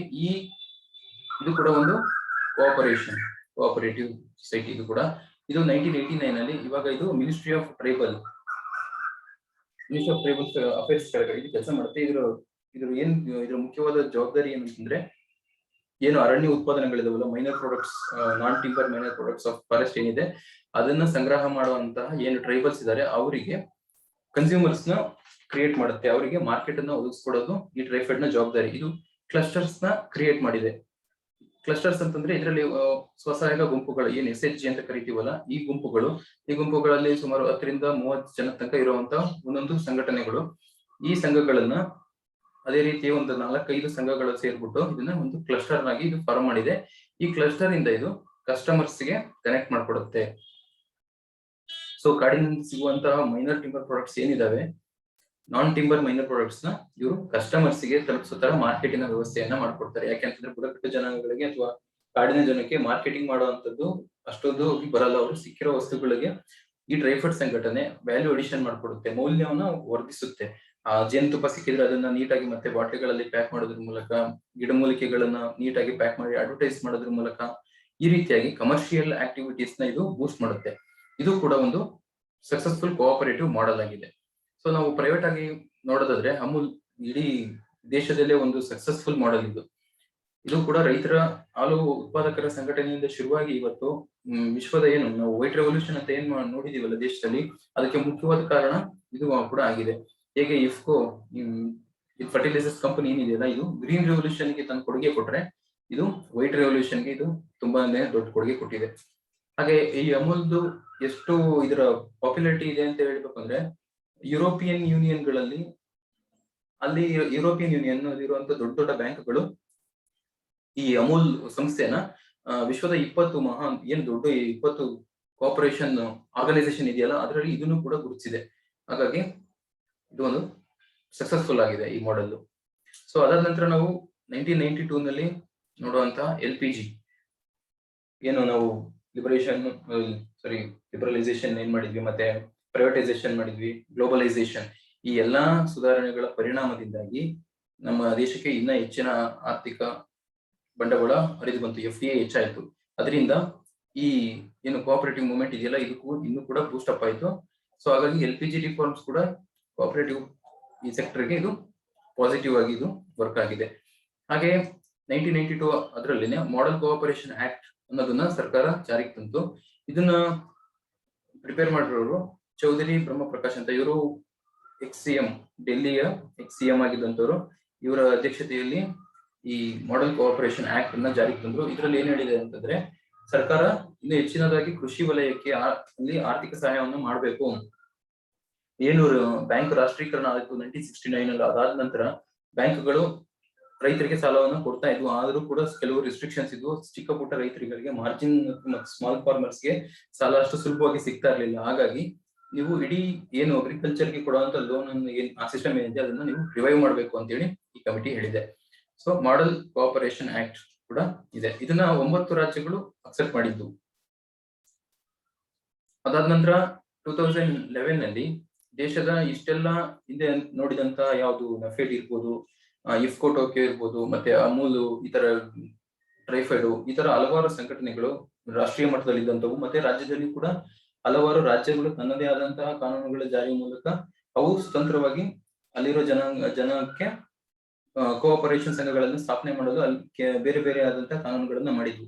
ಹಾಗಾಗಿ ಇಷ್ಟು ದೊಡ್ಡ ಕೊಡುಗೆಯನ್ನು ನೀಡ್ತಿರುವಂತ ಈ ಕೋಆಪರೇಟಿವ್ ಸೆಕ್ಟರ್ ನ ನಾವು ಸಾಂವಿಧಾನಿಕವಾಗಿ ಬಲಪಡಿಸಬೇಕು ಅನ್ನೋ ಉದ್ದೇಶದಿಂದ ಅದನ್ನ UPA ಸರ್ಕಾರ 2011ರಲ್ಲಿ ಇದಕ್ಕೆ ಸಂವಿಧಾನ ತಿದ್ದುಪಡಿಗಳನ್ನ ತಂತು. ಕೆಲವು ಅದರಲ್ಲಿ ನಾವು ನೋಡ್ಬೋದು ಫಂಡಮೆಂಟಲ್ ರೈಟ್ಸ್, ಇದರಲ್ಲಿ ಆರ್ಟಿಕಲ್ 91C ಹೀಗೆ ರೈಟ್ ಟು ಫಾರ್ಮ್ ಕೋಆಪರೇಟಿವ್ಸ್, ಇದನ್ನು ಕೂಡ ಸಂಘಟನೆಗಳ ಸ್ವಸಹಾಯಕ ಸಂಘಟನೆಗಳನ್ನ ಸಹಕಾರಿ ಸಂಘಟನೆಗಳನ್ನ ಕಟ್ಟುವುದು ಒಂದು ಮೂಲಭೂತ ಹಕ್ಕು ಅಂತ ಹೇಳಿ ಘೋಷಣೆ ಮಾಡೋದ್ರ ಮೂಲಕ ಇದಕ್ಕೆ ಸಾರ್ವಜನಿಕರು ಹೆಚ್ಚಾಗಿ ಇದನ್ನ ಆರ್ಗನೈಸೇಷನ್ ಫಾರ್ಮ್ ಮಾಡೋ ರೀತಿಯಲ್ಲಿ ಇವ್ರಿಗೆ ಒಂದು ಪ್ರಮೋಟ್ ಮಾಡ್ತು. ಮತ್ತೆ DPSP-ಗೆ ಆರ್ಟಿಕಲ್ 43B ಸೇರಿಸೋದ್ರ ಮೂಲಕ state shall endeavour to promote volunteer formation democratic control autonomous function, ಏನು ILO ಏನ್ ಸಂಘಟನೆ ಹೇಳಿರುವಂತ ಒಂದು ಡೆಫಿನೇಷನ್ ಇದೆ, ಅದರ ಅಡಿಯಲ್ಲಿ functioning and professional management of the cooperative society, ಸರ್ಕಾರನು ಕೂಡ ಈ ತರ ಸಂಘಟನೆಗಳನ್ನ ಬೆಳೆಸೋದಕ್ಕೆ ಪ್ರಯತ್ನ ಮಾಡಬೇಕು ಅಂತ ಹೇಳಿ DPSP ಕೂಡ ಈ ಭಾಗ ಆಡ್ ಆಯ್ತು. ಮತ್ತೆ ಪಾರ್ಟ್ 9B, 9A ಮುನ್ಸಿಪಾಲಿಟಿ ಬಗ್ಗೆ ಹೇಳುತ್ತೆ, 9B ಕೋಆಪರೇಟಿವ್ ಸೊಸೈಟಿಗಳ ಬಗ್ಗೆ ಮಾತಾಡುತ್ತೆ.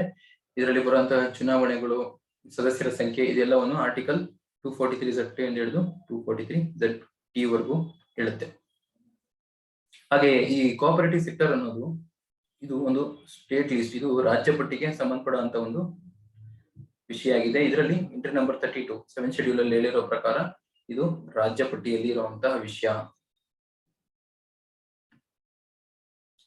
ಹಾಗೆ 2011ರಲ್ಲಿ ಆದಂತಹ ಒಂದು ಏನು ತಿದ್ದುಪಡಿ ಇದೆ.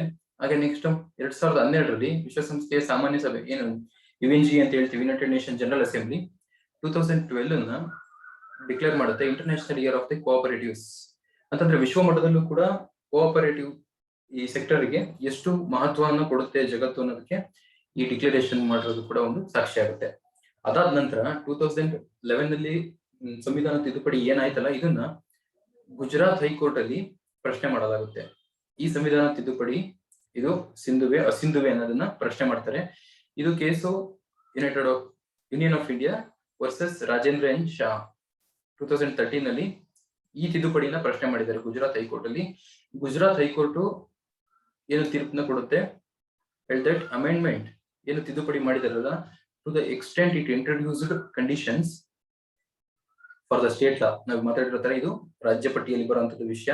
State law on the cooperative society was liable to be struck down as it was passed without ratification of one half of the state's legislature as mandated by the article 368(2) of the constitution ಅಂತ ಹೇಳಿದೆ. ಈ ಏನು ತಿದ್ದುಪಡಿ ಮಾಡಿರುವಂತ ಭಾರತ ಸರ್ಕಾರದ ಏನು ಈ ತಿದ್ದುಪಡಿ ಆಗಿರ್ತಕ್ಕಂಥದ್ದಿತ್ತು, ಇದನ್ನ ಗುಜರಾತ್ನ ಹೈಕೋರ್ಟ್ ಅಸಿಂಧು ಅಂತ ಹೇಳಿ ಸ್ಟ್ರಕ್ ಡೌನ್ ಮಾಡ್ತು. ಅದು ಕೊಟ್ಟ ಕಾರಣ ಏನು ಅಂತಂದ್ರೆ, ನೀವು ಮಾಡಿರುವಂತಹ ಈ ತಿದ್ದುಪಡಿ ಇದನ್ನ ರಾಜ್ಯಗಳು ರಾಟಿಫಿಕೇಶನ್ ಮಾಡಿಲ್ಲ. ಎಷ್ಟು ಇರುವಂತಹ ರಾಜ್ಯಗಳಲ್ಲಿ ಅರ್ಧ ಸಂಖ್ಯೆಯಷ್ಟು ರಾಜ್ಯಗಳು ಅದನ್ನ ರಾಟಿಫೈ ಮಾಡ್ಬೇಕಿತ್ತು, ಆದ್ರೆ ಮಾಡಿಲ್ಲ. ಆರ್ಟಿಕಲ್ 368 ಪ್ರಕಾರ ರಾಟಿಫೈ ಆಗದೇ ಇರೋ ಕಾರಣದಿಂದ ನೀವು ಮಾಡಿರುವಂತಹ ಈ ತಿದ್ದುಪಡಿ ಅದು ಎಸ್ಪೆಷಲಿ ಈ ರಾಜ್ಯ ಪಟ್ಟಿಗೆ ಸೇರುವಂತ ವಿಷಯದ ಮೇಲೆ ನೀವು ಮಾಡಿರುವಂತಹ ಕಾನೂನು, ಈ ರಾಜ್ಯಗಳು ರಾಟಿಫಿಕೇಶನ್ ಮಾಡದೇ ಇರೋ ಕಾರಣ ನಾವು ಈ ಏನು ಮಾಡಿರುವಂತ ಕಾನೂನು ಅಥವಾ ನಿಮ್ಮ ತಿದ್ದುಪಡಿ ಇದೆ ನಾವು ಸ್ಟ್ರೈಕ್ ಡೌನ್ ಮಾಡ್ತೀವಿ, ಇದನ್ನ ನಾವು ಅಸಿಂಧುಗೊಳಿಸ್ತೇವೆ ಅಂತ ಹೇಳಿ ತೀರ್ಪನ್ನ ಕೊಡ್ತು. ಅದಾದ ನಂತರ ಆ ಪ್ರಕರಣ ಸುಪ್ರೀಂ ಕೋರ್ಟ್ ಮೆಟ್ಟಲೇ ಇರುತ್ತೆ. ಈಗ ಕೇಂದ್ರ ಸರ್ಕಾರ ಯಾಕಿಷ್ಟು ತಿದ್ದುಪಡಿ ಮಾಡಿ ಈ ವಿಷಯನ ತಿದ್ದುಪಡಿ ಮಾಡಿ ಹೈಕೋರ್ಟ್ಗೆ ಪ್ರಕರಣ ಇದು ಹೋಗುತ್ತೆ ಅನ್ನೋದನ್ನ ನಾವು ಅದ್ರ ಹಿನ್ನೆಲೆಯನ್ನ ನೋಡ್ಬೇಕು ಅನ್ನೋದಾದ್ರೆ, ನಾವು ದೇಶದಲ್ಲಿರೋ ಕೋಆಪರೇಟಿವ್ ಸೊಸೈಟಿಯ ಅಗಾಧತೆಯನ್ನ ನೋಡ್ಬೇಕು. ನಾವು ಇದುವರೆಗೂ ಹಿಂದೆ ಮಾತಾಡಿರೋ ತರ ಕೇಂದ್ರ ಸರ್ಕಾರ ಮಟ್ಟದಲ್ಲಿ ಅಥವಾ ರಾಷ್ಟ್ರ ಮಟ್ಟದಲ್ಲಿ ಕೆಲವು ಸಂಸ್ಥೆಗಳು ಪ್ರಮುಖವಾಗಿ ದೊಡ್ಡ ದೊಡ್ಡ ಉದ್ದಿಮೆಗಳಾಗಿ ಬದಲಾವಣೆ ಆಗಿದ್ದಾವೆ. ಆ ತರದ ಕೆಲವು ಸಂಸ್ಥೆಗಳನ್ನ ನೋಡಿದ್ವಿ. ಆದ್ರೆ ಇದರ ಬೇರು ಮಟ್ಟ, ಗ್ರಾಮ ಮಟ್ಟದಲ್ಲಿ ಇದು ಎಷ್ಟು ದೊಡ್ಡದಾಗಿದೆ ಅನ್ನೋದನ್ನ ನಾವು ನೋಡ್ಬೇಕು ಅನ್ನೋದಾದ್ರೆ, ಈ ಸಹಕಾರಿ ಏನು ಒಂದು ಚಳುವಳಿ ಇದೆಯಲ್ಲ, ಇದು 112 ವರ್ಷದಷ್ಟು ಇತಿಹಾಸವನ್ನು ಹೊಂದಿರುವಂತಹದ್ದು. ಹಾಗೆ ಇದು ದೇಶದ ಏನು GDP ಇದೆಯಲ್ಲ, ಇದಕ್ಕೆ 8% ಕಾಂಟ್ರಿಬ್ಯೂಷನ್ ಇದು ಕೊಡ್ತಾ ಇದೆ. ಮತ್ತೆ ಇದರಲ್ಲಿ ಸುಮಾರು 32 ಲಕ್ಷ ಕೋಟಿಗಳಷ್ಟು ಶೇರನ್ನ ಹೂಡಿದ್ದಾರೆ. ಆಮೇಲೆ ಇದು ದೇಶದ ಮುಕ್ಕಾಲು ಭಾಗ ಅನ್ನೋದಕ್ಕಿಂತ ಎಲ್ಲಾ ದೇಶದ ಆಲ್ಮೋಸ್ಟ್ ಎಲ್ಲಾ ಭಾಗದಲ್ಲೂ ಎಲ್ಲಾ ವಲಯಗಳಲ್ಲೂ ಕೂಡ ಇದು ಈ ವಲಯ ಹಬ್ಬಿದೆ.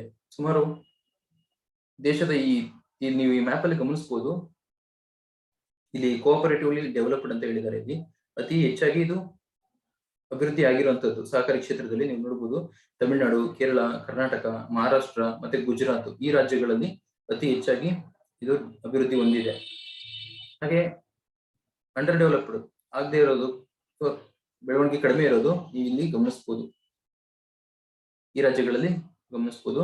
ಹಾಗೆ ಕೋಆಪರೇಟಿವ್ ಲೀಸ್ಟ್ ಡೆವಲಪ್ಡ್ ಕ್ಷೇತ್ರಗಳಲ್ಲಿ ನಾವು ಸಂಪೂರ್ಣವಾಗಿ ಇವನ್ನ ಗಮನಿಸಬಹುದು.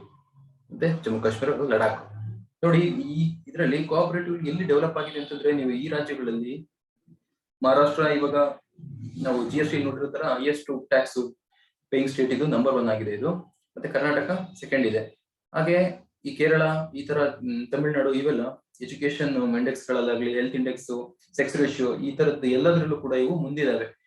ಅಂದ್ರೆ ಶಿಕ್ಷಣ ಎಲ್ಲಿ ಜಾಸ್ತಿ ಇದೆ ಅಲ್ಲಿ ಕೋಆಪರೇಟಿವ್ ಡೆವಲಪ್ಮೆಂಟ್ ಕೂಡ ಜಾಸ್ತಿ ಇದೆ ಅನ್ನೋದನ್ನ ನಾವು ಈ ಮ್ಯಾಪ್ ಇಂದ ತಿಳ್ಕೊಬಹುದು. ಹಾಗೆ ನೋಡೋದಾದ್ರೆ ಈ ಕಡೆ ಸುಮಾರು 33 ಸ್ಟೇಟ್ ಕೋಆಪರೇಟಿವ್ಸ್ ಬ್ಯಾಂಕ್ ಇದೆ. ಎಲ್ಲ ರಾಜ್ಯಗಳಲ್ಲೂ ಅಪೆಕ್ಸ್ ಬ್ಯಾಂಕ್ ಅಂತ ಏನ್ ಕರಿತೀವಿ ಅದು ಇದಾವೆ.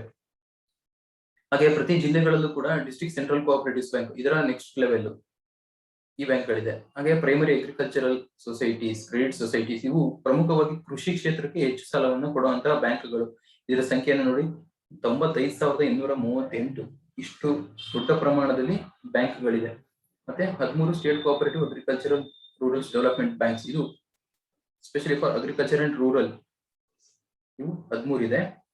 ಮತ್ತೆ primary cooperatives agriculture and rural development banks, ಇದನ್ನ ಪ್ರಕಾರ್ಡ್ಸ್ ಅಂತ ಕರಿತೀವಿ, ಇವು 601. ಹಾಗೆ ಅರ್ಬನ್ 1539 ಇದಾವೆ. ಇದು ಸಂಪೂರ್ಣವಾಗಿ RBI ನಿಯಂತ್ರಣಕ್ಕೆ ಒಳಪಡುವಂತಹ ಬ್ಯಾಂಕ್ಗಳಾಗಿರುತ್ತೆ. ಇದರ ಉಸ್ತುವಾರಿ ಮೇಲ್ವಿಚಾರಣೆ ಎಲ್ಲವೂ ಕೂಡ ಅರ್ಬನ್, ಇವು ನಗರದಲ್ಲಿರುವಂತಹ ಸಹಕಾರಿ ಬ್ಯಾಂಕ್ಗಳು. ಇದು RBI ನ ಗಮನಕ್ಕೆ ತಂದ್ರೆ ಇನ್ನ ಮೇಲೆ ಮಿಕ್ಕಿರುವಂತಹ ಎಲ್ಲಾ ಬ್ಯಾಂಕ್ಗಳಿಗೂ ಇದು NABARD, national agriculture rural development ಬ್ಯಾಂಕಿನ ಕೆಳಗೆ ಬರುವಂತದ್ದು. ಇದು ಇವಕ್ಕೆ ರೀಫೈನಾನ್ಸಿಂಗ್ ನ ಮಾಡುತ್ತೆ.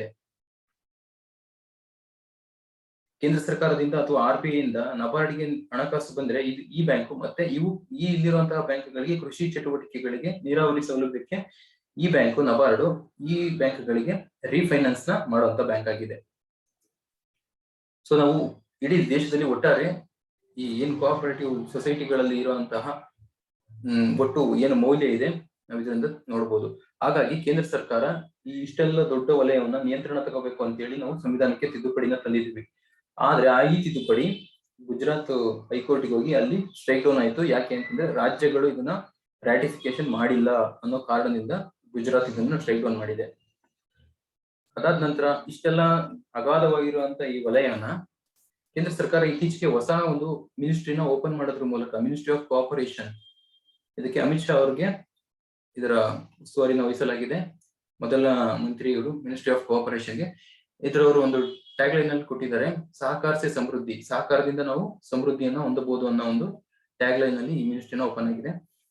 ಅವರು ಅದೇ ಮಿನಿಸ್ಟ್ರಿ ಸ್ಟೇಟ್ಮೆಂಟ್ ಗಳನ್ನ ನೋಡೋದಾದ್ರೆ ನಾವು PIB ಪ್ರಕಾರ to provide a separate administrative, legal and policy framework for strengthening cooperative movement in the country.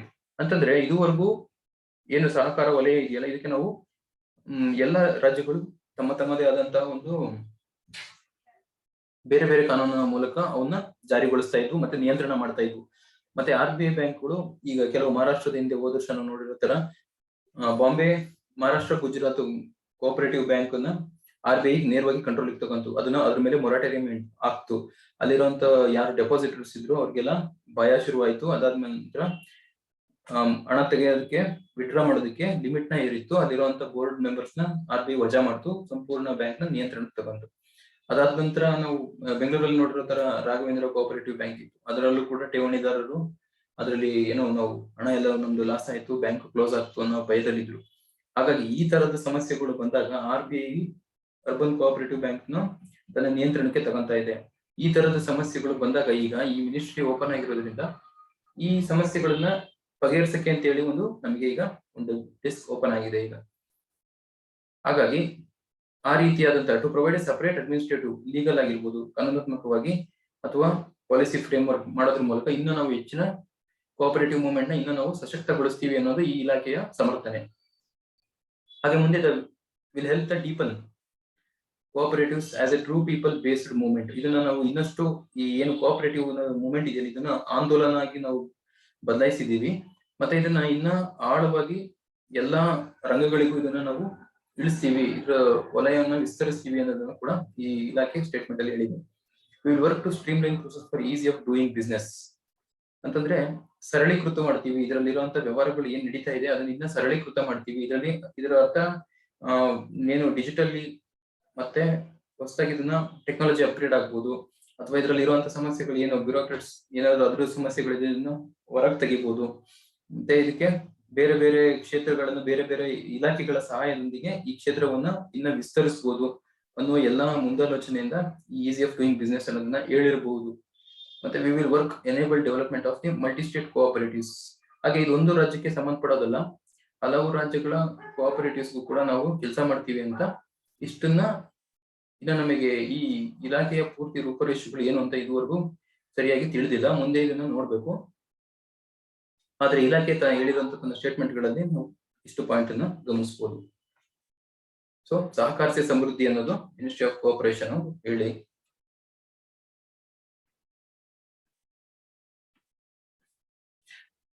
ಎರಡ್ 2013 ಬಂದಂತ ಏನು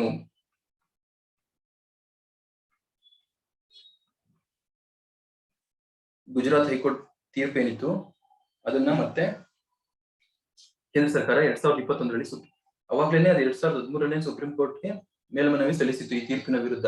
ಅದಂದ್ರೆ ಸಂವಿಧಾನಿಕ ಏನು ನಾವು ಸಂವಿಧಾನಕ್ಕೆ ತಿದ್ದುಪಡಿ ತಂದಿದೀವಲ್ಲ, ಇದನ್ನ ಸ್ಟ್ರೈಕ್ ಡೌನ್ ಮಾಡಿದ್ದು ಇದು ತಪ್ಪು. ಕೇಂದ್ರ ಸರ್ಕಾರಕ್ಕೆ ಈ ರೀತಿಯ ಹಕ್ಕುಗಳನ್ನ ಅಥವಾ ನಿಯಂತ್ರಣ ಮಾಡುವಂತ ಈ ಏನು ಕೋಆಪರೇಟಿವ್ ಏನ್ ಮೂಮೆಂಟ್ ಇದೆಯಲ್ಲ, ಇದಕ್ಕೆ ಸಂಬಂಧಪಡುವಂತ ಸಂಸ್ಥೆಗಳನ್ನ ನಿಯಂತ್ರಣಕ್ಕೆ ತಗೊಳೋದು ತಪ್ಪು ಅಂತ ಹೇಳಿ ಏನ್ ತೀರ್ಪನ್ನ ಕೊಟ್ಟಿದ್ದಂತ ಗುಜರಾತ್ ಹೈಕೋರ್ಟ್ ನ ವಿರುದ್ಧ ಸುಪ್ರೀಂ ಕೋರ್ಟ್ಗೆ ಮೇಲ್ಮನವಿ ಸಲ್ಲಿಸಿದಾಗ ಸುಪ್ರೀಂ ಕೋರ್ಟ್ ಇದನ್ನ ಇತ್ತೀಚೆಗೆ ತೀರ್ಪು ಕೊಟ್ಟಿದೆ. ಇದರಲ್ಲಿ 2021 ಸುಪ್ರೀಂ ಕೋರ್ಟ್ ತೀರ್ಪಿನ ಪ್ರಕಾರ ದ ಬೆಂಚ್ ಯುನಾನಿಮಸ್ಲಿ, ಈ ಬೆಂಚ್ ಅಲ್ಲಿ ಈ ಪೀಠದಲ್ಲಿ 3 ಜನ ಇದ್ರು. ಇವರು ಜಸ್ಟಿಸ್ ನಾರಿಮನ್, ಮತ್ತೆ ಜಸ್ಟಿಸ್ KM ಜೋಸೆಫ್, ಮತ್ತೆ ಜಸ್ಟಿಸ್ BR ಗವಿ. ಈ 3 ಜನ ಸದಸ್ಯರನ್ನು ಒಳಗೊಂಡಂತಹ ಪೀಠ unanimously held that 97th constitutional amendment required ratification. ಇದು 97ನೇ ಏನು ನೀವು ತಿದ್ದುಪಡಿಯನ್ನು ಮಾಡಿದಿರಲ್ಲ 2011ರಲ್ಲಿ, ಈ ಇದಕ್ಕೆ ಕಂಪಲ್ಸರಿಯಾಗಿ ರಾಟಿಫಿಕೇಶನ್ ಬೇಕು, required ratification by at least 1/2 of the state legislature as per the article 368. ಈ ಆರ್ಟಿಕಲ್ ಏನು ವಿಧಿ 368 ಪ್ರಕಾರ ನೀವೇನ್ ತಿದ್ದುಪಡಿ ಮಾಡಿದಿರಲ್ಲ ಇದು ಕಂಪಲ್ಸರಿಯಾಗಿ ಇದು ರಾಟಿಫಿಕೇಶನ್ ಆಗ್ಲೇಬೇಕು ರಾಜ್ಯಗಳಿಂದ ಅಂತೇಳಿ ಈ ತೀರ್ಪಲ್ಲಿ ಮತ್ತೆ ಉಲ್ಲೇಖ ಮಾಡಿದ್ದಾರೆ.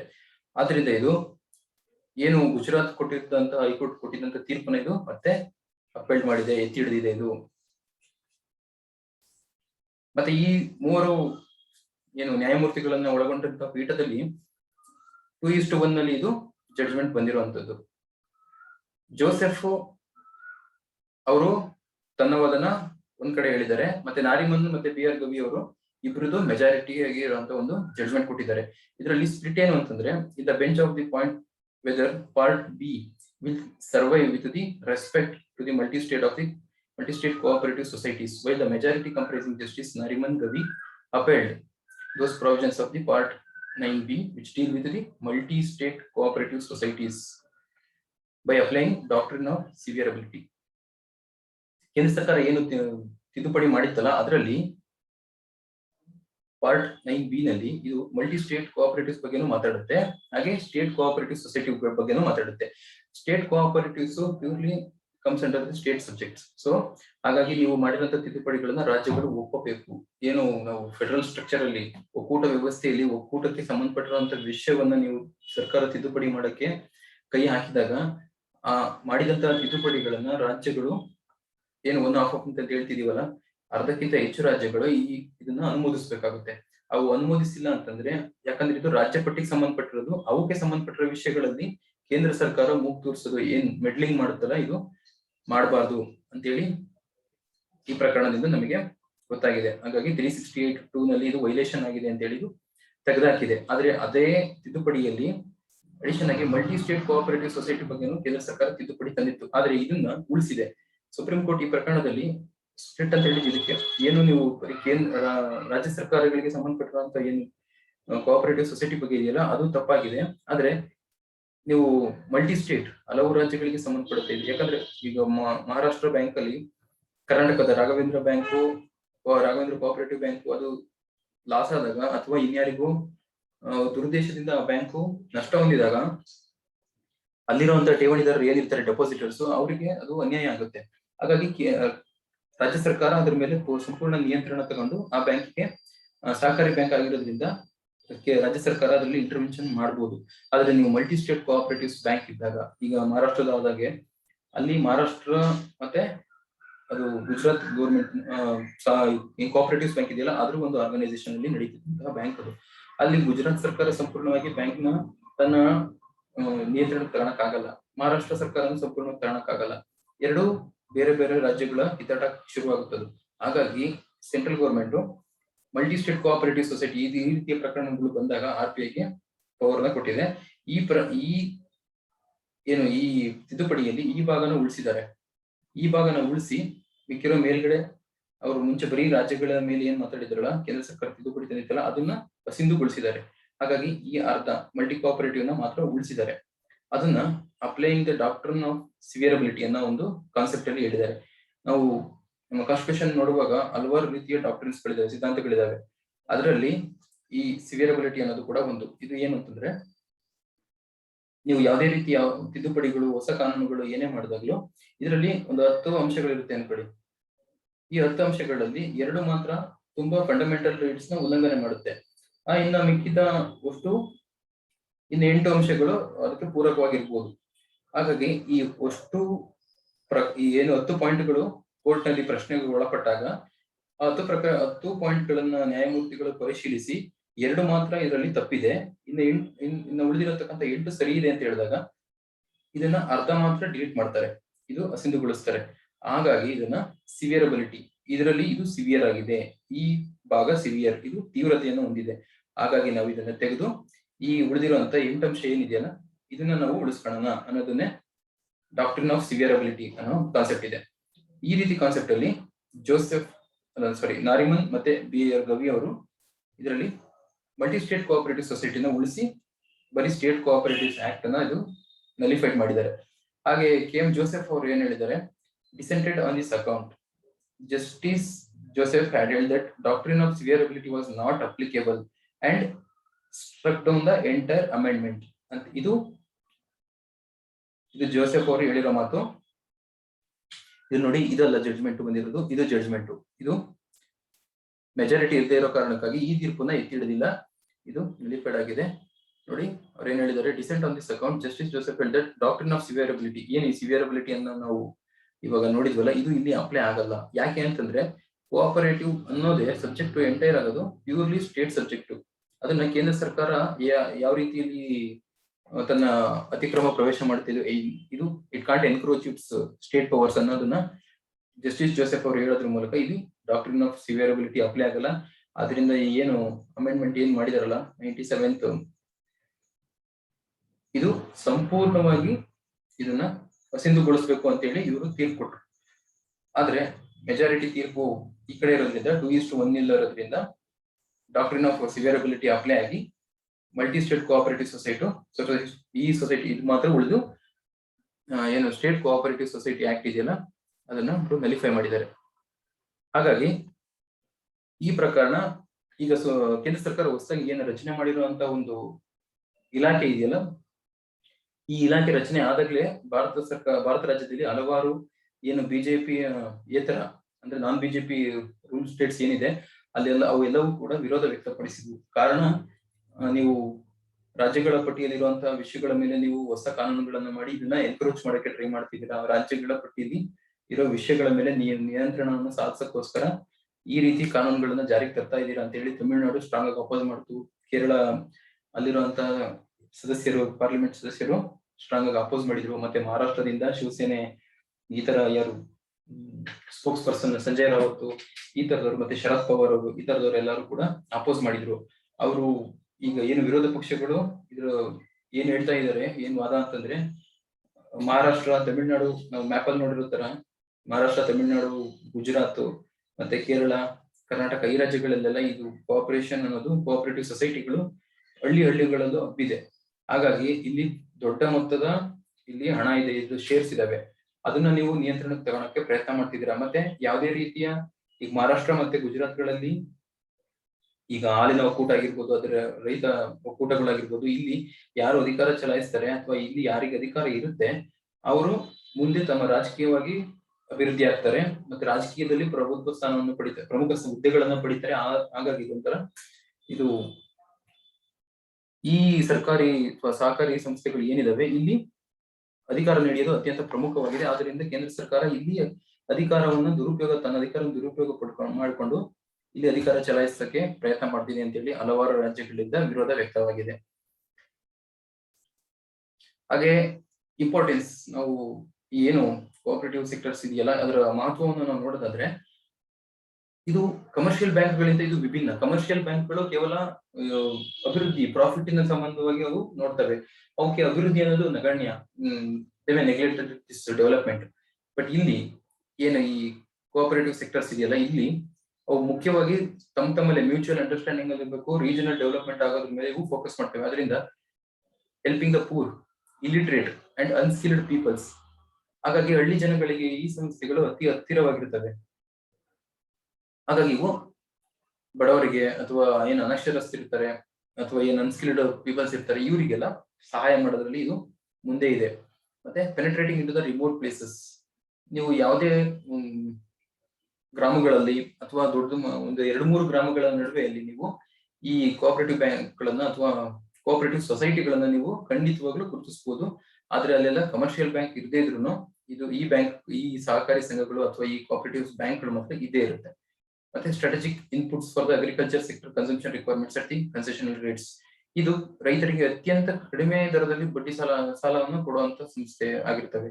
ಇವು 2% ಅಥವಾ 3% ಅಷ್ಟೇ. ಇಲ್ಲಿ ಹೆಚ್ಚಾಗಿ ರೈತರಿಗೆ ಸಾಲ ಕೊಡುವಂತಹ ಬಡ್ಡಿ ದರ ಇಲ್ಲಿ ಇಷ್ಟೇ ಇರುತ್ತೆ, ಯಾವಾಗ್ಲೂ 2-3. ಯಾಕಂದ್ರೆ ಕೃಷಿಗೆ ಪೂರಕವಾಗಿ ನಡೆಯುವಂತಹ ಚಟುವಟಿಕೆಗಳಿಗೆ ಇದು ಬೆನ್ನೆಲುಬಾಗಿ ನಿಲ್ಲುವಂತ ಸಂಸ್ಥೆ ಆಗಿರೋದ್ರಿಂದ ಕೃಷಿಗೆ ಬೇಕಾಗಿರುವಂತಹ ಏನು ಸ್ಟ್ರಾಟಜಿಕ್ ಇನ್ಪುಟ್ಸ್ ಇರುತ್ತಲ್ಲ, ಬೀಜ, ಗೊಬ್ಬರಗಳು ಸಮಯಕ್ಕೆ ಸರಿಯಾಗಿ ಆ ತರದನ್ನ ಸಹಾಯ ಮಾಡುತ್ತೆ. ಮಳೆಗಾಲ ಬಂದ ತಕ್ಷಣ ಬ್ಯಾಂಕಿಗೆ ಹೆಚ್ಚಾಗಿ ಜನ ಸಾಲ ತಗೋತಾರೆ, ಅವಾಗ ಅವರಿಗೆ ಸುಲಭವಾಗಿ ಸಿಗುತ್ತೆ ಸಾಲ ಇಲ್ಲಿ. ಮತ್ತೆ agricultural credits and funds where state and private sectors have not been able to do which. Agricultural credits and funds where ಎಲ್ಲಿ ರಾಜ್ಯಗಳು ಮತ್ತೆ ಪ್ರೈವೇಟ್ ಬ್ಯಾಂಕ್ಗಳು, ಇಲ್ಲಿ ಕಮರ್ಷಿಯಲ್ ಕೂಡ ಆಗಿರ್ಬೋದು, ಎಲ್ಲಿ ಸರ್ಕಾರದ ಏನು ಕಲ್ಯಾಣ ಯೋಜನೆಗಳು ಕೃಷಿಗೆ ಸಂಬಂಧಪಟ್ಟಿರೋ ತರ ಸಾಲದಲ್ಲಿ ಅಥವಾ ಕೃಷಿಗೆ ಪೂರಕವಾಗಿರುವಂತಹ ಯಾವುದೇ ಕಲ್ಯಾಣ ಯೋಜನೆಗಳು ಬರದೇ ಇದ್ದಾಗ ಅಥವಾ ಕಡಿಮೆ ಆದಾಗ ಈ ರೀತಿಯ ಸಹಕಾರಿ ಸಂಸ್ಥೆಗಳು ಅಲ್ಲಿ ಸಹಾಯ ಮಾಡ್ತವೆ.